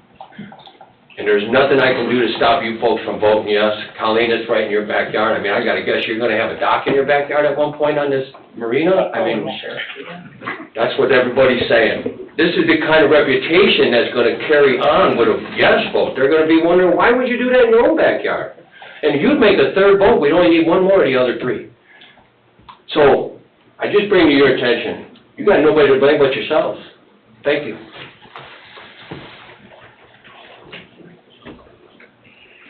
Public comment? Any more public comment? Jen, anybody online? No hands are raised No online. hands are raised, okay. Public comment is closed. Do you want Julie, John? I tried to do my best, Yeah, I took notes. Mr. Chairman. Yes. So David Carter's question about Beacon Point East, went from 18-foot frontage down to 8.5 feet, and about the punch list from the developer. And I think Nick answered Yeah, some of yeah, that. yeah, so I apologize if we made it seem like we're just gonna wait till this project's done. There are things in the works right now with our town engineer to try to correct the situation. And I was down in that water. I kinda do that stuff for a living, but I'm no engineer, and it doesn't look good to me. So I agree with you guys, and we're working on a solution for it. I don't know a timeline though, but we're working on a solution before it's all completed. Okay. The second one was, Ms. Weincoop, about the ditch never drained. She said that she was told it was a civil matter. His background on that? I would just like to add, and maybe Mr. Usher could chime in, but Kelly, yes, I've been out there, met with you and your husband a lot. To the west of your property, you guys did sell some of that land to them, and to the east as well. But the west was your property line, or was it? No. On the west side, we gained 12 extra feet. We sold them the east side. So. And some of the south. Right, so you gained some land on the west, and then you sold some on the east. And at the last summer, when I brought it up, from their eyes, because it's not a part of the actual Beacon Point. But the Beacon Point only got approved if we made this agreement for you to get your water looked at. So what was the legal last year, Mr. Usher? You know, there was a shift of, and Kelly's absolutely right about the reconfiguration of their lot for their needs and for the developer's needs. That was a private deal. We were not part of that until we knew that you had certain Yeah, land ownership. we had to make out an agreement with them. Exactly, so you made your agreement, and then that agreement caused the developer to be put in a position where the developer could meet then our development standards, water main, sidewalk. Yeah. And I'm not certain what, there's probably some storm work on the west side. No, what he did is, for 12 feet I gained for the agreement before you guys Right. to make this happen. When he excavated, we closed that, signed off on it July 24th. August 12th, he came in, plowed all the way up to the 12 feet that they were giving us, just cut it all out. And that's what caused my elevation issues, and that's what's causing all the lawnmowers to fall in the water. And I guess that's why consistently we've talked about that being the private, deal portion of that. So I have to sue him to fix it. I didn't say you have to sue anybody, and it sounds to Well- me from Nick that the engineers are looking at this, so I think I heard you say that. Well, I came a year later and talked to the plan commission with the engineer, and he's like, it's fine. And you told me that you guys decided it was a civil issue. That's what Johnny told me. Yeah, on the west side it was. Yeah, and he's right about that. Yeah. I think we agree, the west side you acquired, and it's yours. And the east side and the south side, Oh, you conveyed. the east side's fine, because Right. they didn't cut into my property. So the west side's still the problem, is what we're saying. Yeah, oh, yeah. All right, that's what the engineers are looking at, and they need to. Okay. So we can deal with and communicate with Yeah, objectively yeah, with the engineers. okay. We can't call them in until we've got a problem and not tell them what the problem is. Oh, Not- I've called several times. I know you have, and you should continue to do that. But I'm we're, a Karen. Huh? the I know, but I don't- engineers have to solve it, right? Yeah, but I mean, everything's fine. I guess it's kind of funny, but it really isn't. It's not funny, because somebody's gonna get hurt. Exactly. We acknowledge that, we agree. So, Nick, I guess I'm flopping it back to you in terms of timetable, activity. I don't have a timetable. I actually found out about this on Facebook, guys. Somebody told me there was something going on over there in Beacon Point East, and I reached out to Bob, and I went there on site and checked it out. So I got in touch with Chris, and I got in touch with our town engineer, and they told me exactly what I'm telling you guys. I don't have an update. I'm gonna be bugging them here soon, and you guys can get my contact information from the town website and bug me about it too. So, I wanna get it fixed for you guys, cause it looks like hell. So, I agree with you guys, but like I said, they're working on it. About 2 weeks ago, I talked with Don from Christopher Burke, and there's talks there with the developer and the builder to try to get a resolution to your problem. But don't be afraid to reach out to me. Go on the town's website, my phone number's on there, and email them that. Tim, did you have something, or? I think a part of the whole fiasco on the west side of the property is because Beacon East started out without the Wine Coop's property. So if you remember, Beacon, that subdivision was approved, all that detention area was approved prior to them acquiring the property that the Wine Coops had. They had all they had is a road going out to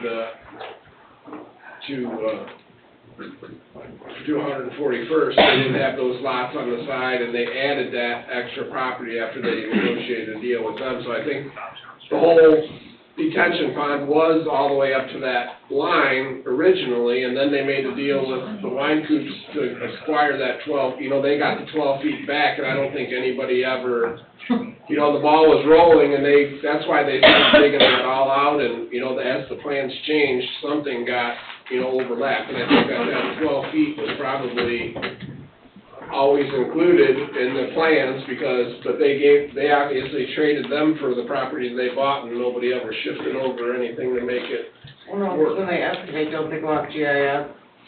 Yes, but they had that was, the 12-foot line was before you acquired the No, it property. wasn't. Well, it was approved though prior to that. I know the timeline when you bought it and traded it, but that was after the whole plan was already approved previously. They started digging, but that plan was already in place. So I think that there's some kind of mix-up there with when, if they ever shifted over that pond after they took out the 12 feet or not.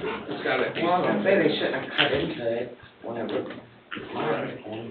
Right, but that line was established prior 2 or 3 months before they, made the transaction Well, with it you. sounds like miscommunication on their part. Right, I agree. I mean, I think there's something of that nature though, because that was the boundary of that development Yeah. when it was approved. Correct. And then they gave away 12 feet of it, or But sold they or came and whatever. plowed right into that. Right, so there's something, I mean, it's. Thank you, Tim. Something of that nature is what happened though. I mean, it's Yeah, somebody, you're right. somebody didn't, account for that 12 feet. Engineers are working. Chief Wilkening or Engineers are working on it. Deputy Chief, does anybody want to expand on what Bob Horsey had with her text alerts, how that's handled? So we're getting more now. Yeah, I can vouch for the one that went out for that particular threat. Okay. So there's various people throughout the town that have access to send out communications. I'm one of them, of course. Okay. The chief is another one, and several other people. So it really depends on whose department it affects. I see. So clearly, if it's a police-related issue, it would either come from me, or the chief, or possibly even Sarah, typically Sure. me or the chief. But we don't want to abuse it either. We want to keep it to emergencies, emergency notifications, that sort of thing. I know the town uses it for water main breaks. I've seen several of those, road closures lately, several of those. That usually comes from the town manager's office. So we're utilizing it as much as we feel we should be, but we also don't want to overdo it. Don't want to, okay. People will unsubscribe if there's too many alerts that don't apply to them. And we've actually had those complaints, we've had people Yeah. complain. as to About why them we're getting too sending many? out these- Wow. Why we're sending out these alerts for things that may not be important to particular people, but, we don't judge You it. know, what you get too. Yeah, that's right. You can go in and select what type of notifications you'd like. There's a menu. But we're utilizing it as much as we think we need to, and that may grow and expand depending on, Sure. what starts, what happens and where. It is the only thing that we use in a public notification situation outside of social media, but social media is not any kind of official platform. Right, and that's what's so important about it, because it comes from the town, and from you, and it's an official Absolutely. thing, and not something that somebody's making up and Right. saying this is going on, which I find very, key. And I would add that it's utilized throughout the county too, not specifically Cedar Lake. Correct, it's supposed to be, but I think a lot of people still don't know about Right. it. And I always try to, when that comes up, tell them to try to sign up, but it just seems like the effort isn't quite as coordinated as maybe. Well, I did the press release for the bomb threat, Yeah. and if you see that press release in its entirety, not what they publish on the media, it's on our social media, I did encourage people to sign up for the 911 notification. Right, yeah, I try to do that too, on a awful Facebook, but I do, because I think that helps you, and it helps everybody. Thank you. Thank you. It doesn't matter. I found it. Okay, For so one the question. the zoning about, with the Brunt Farm, and what it is currently zoned for, Mr. Salatas, do you have that information? I just dug it up. The whole plan commission last week, after the last council meeting, was sent it. It was along Morris's B2. Behind that was 1, 2, 3, 4, 5, 6, 7, 8, 9 RM. Quite a bit of RT on the north, or maybe a dozen or so. And then all R1 back towards the east along what would be the trail. That's what it's zoned at. And that was from pre-2008, but I think we must have approved it in 2008. I was asked a question, I think, at the last meeting, that I know what it is, and I didn't remember. So the planning director that works for Chris sent it to the whole plan commission, and I forwarded it to the council, so I just dug that up as well. So that's what that is zoned for, Julie. Correct. It's And still those for county zoning buildings, though, not classifications apartment buildings. can be found within our zoning ordinance 1402, and RM zoning does allow for apartments. That's not what it was platted for though, Chris. Condominiums is what it said. Okay. I'm just stating what the zoning classification is for. And then I asked a question at the last planning commission, exactly that. I Sorry, was told no Mr. part of it. Wilken, public comment has been closed. Well, yes, but there's other public that are still talking. I understand that. Okay. And what about Bay Bridge? Bay Bridge, I believe, was also sent out, and I believe it has several pods of RM, RT, and R2. I think, Nick, you may have it in front of you. Yeah, it's just a zoning map that, this is the one that you got from Ashley, that you shared with me. It's got, multiple zones, RM, R2, and R1. So R1 would be our least dense, R2 second least, and then RM would be multifamily. Yeah. I don't have the breakdown as far as rooftops or any of that go, I just know that's the zoning for that. That's the zoning. Yeah, yep. And then I had another for Terry. Yes, okay, John. So, Terry, basically, you know, if a rezone request is made from the plan commission, it'll be important, Terry, for you to be there, you know, on the record, et cetera. So I think that's the main takeaway from the comments that you had mentioned. I know you're new to the community, I know you just bought some land, but I just would like to tell the audience that my past hasn't been RT and RM, and I don't foresee it changing. I'm a pretty big picture guy. In fact, Lennar Homes facility that was built next to the railroad tracks had some RT RM, and I wasn't happy with it. It was a big corporation developer. They didn't have roots in our, you know, in our area like the Schilling development or what have you. But I actually voted against that, and I'm not afraid to say it. And I think good development in our community will make our community strong for the next 25 to 50 years. But I just want to let Mr. Terry know that it's important for him to be here if and when something comes in front of the Plan Commission. Thank you. Thank you, John. Julie, do you have anything else? Mr. Salatas, if you would like to explain, so going back, this kind of went off the rails the last couple meetings. If there is going to be a zoning change, if someone requests it, Chris, can you walk through the process of meeting with the staff and when it gets to the town council? And I also want to say personally, Terry, when you've asked people, how would you vote if it was going to change from R1? If somebody asked for, how would you vote? I feel like if I would say that in a public meeting, I would have to, for a plan I didn't see, I'd have to recuse myself from voting in the future on that. And I don't want to, like, not be able to have a vote because I would appear biased if I didn't see a plan and said, I'm not going to vote for anything on this plan.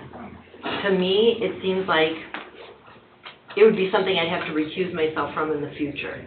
Well, the question wasn't changing, the question was density. The question was changing from one zoning to increase density. It wasn't how you were gonna vote. It was your opinion on increasing density. But don't change my words. My name is Mr. Broadhurst. Don't change my words. The question was on density. Thank you. So, Ms. Rivera, if people, petitioners, property owners, future developers come to staff, either myself or the planning director, with a conceptual project, an idea for their piece of property or the piece of property that they're going to purchase. We've had one such example today with the Davis vacation. They've come before the town, met with staff, our engineers, gave us their conceptual proposal. We gave them feedback based off of the subdivision control standards, the zoning districts, utilities that are in the area, the utilities that need to be expanded, things of that nature. And then when they come back with a concept plan that meets the town zoning ordinance, or if that is at a point to where they feel comfortable asking for waivers and or BZA variances, then they make formal application to the town. Depending on what path that petition needs to go through, either a rezone, primary plat, BZA variances, waivers from subdivision control standards, much like was discussed at this meeting previously with the Davis vacation, or the Sherman Street vacation. There was a discussion on waivers that they would need from the subdivision control standard, the cul-de-sac. If it's a rezone, they then have to advertise a public hearing. Dave's office assists with the public hearing to make sure it's done by state statute, which requires it to be noticed in the newspapers at least 10 days before the public hearing is held. And all adjacent property owners have to be noticed through certified mail. And the county auditor's office prepares that list specifically because we do not have a township assessor, but a township assessor's office could also generate that same list of adjacent property owners. Public hearing is then held by the Plan Commission, and then a recommendation is made to the town council. Very similar to what was done with Railside today. You vetted through the Plan Commission, the Railside PUD. It went through multiple revisions, changes.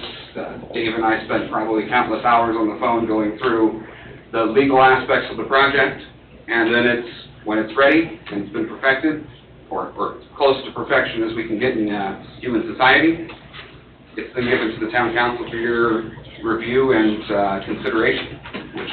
That's a vote.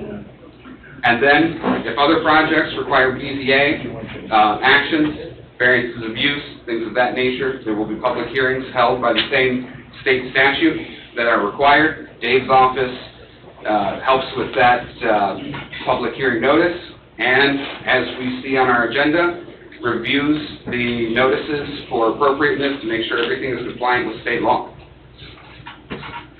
That's the process. That's how it goes.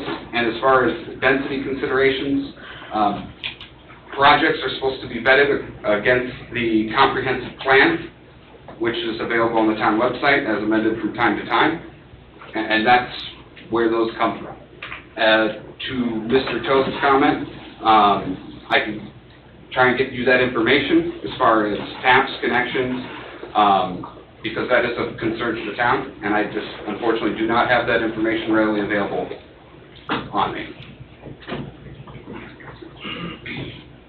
Thank you, Chris. Mary Jo, I think Chris had answered her question early on the match grant. I think so. And also Chris engaged with Carol and explained that, Carol Kerr on the PCBs and the salmon. And then also it looks like Brenda Roberts, and Brenda, I would just like to say, anyone who doesn't like American eagles in wildlife is inhumane. I agree with your comments and appreciated them, so thank you. You want to? Anyone else? Public comments closed. I don't think I got all my questions answered, so you can skip right by me. We're not finished. Okay. So the first question, Mr. Chairman, was on the Brook Farm, and Chris had mentioned what RM could be. I had mentioned that, yes, it was either 2008 or 2005, Mr. Chairman, and then RM could be apartments. So that's all I had written down. I'm sorry if I missed something. Mr. President, if I may. Yes, you may, Jennifer. Well, that's not what you missed. It wasn't that part. I asked to hear from the clerk treasurer about the $15,000. She's trying to speak right now. Okay. Mr. President, if I Thank may you. speak. Sure, okay. I did not. All right, thank you. Your That's comment. all I'm asking for, Jen. Let me, if I may preface this by saying, I don't believe this is the appropriate venue to discuss campaign finances. I wish you had called me to discuss, but out of respect for you, of course, I received a $15,000 donation. I receipted it appropriately, and I also reported it appropriately, as I am required to. Well, Jen, unfortunately for me, if I can respond, I have the utmost respect for you, and I think you do a good job here, but I don't think for a second that you... Public comment is closed. Thank you. No freedom of speech, isn't that a constitution? Yeah. I think we got everything covered. Thank you, everybody.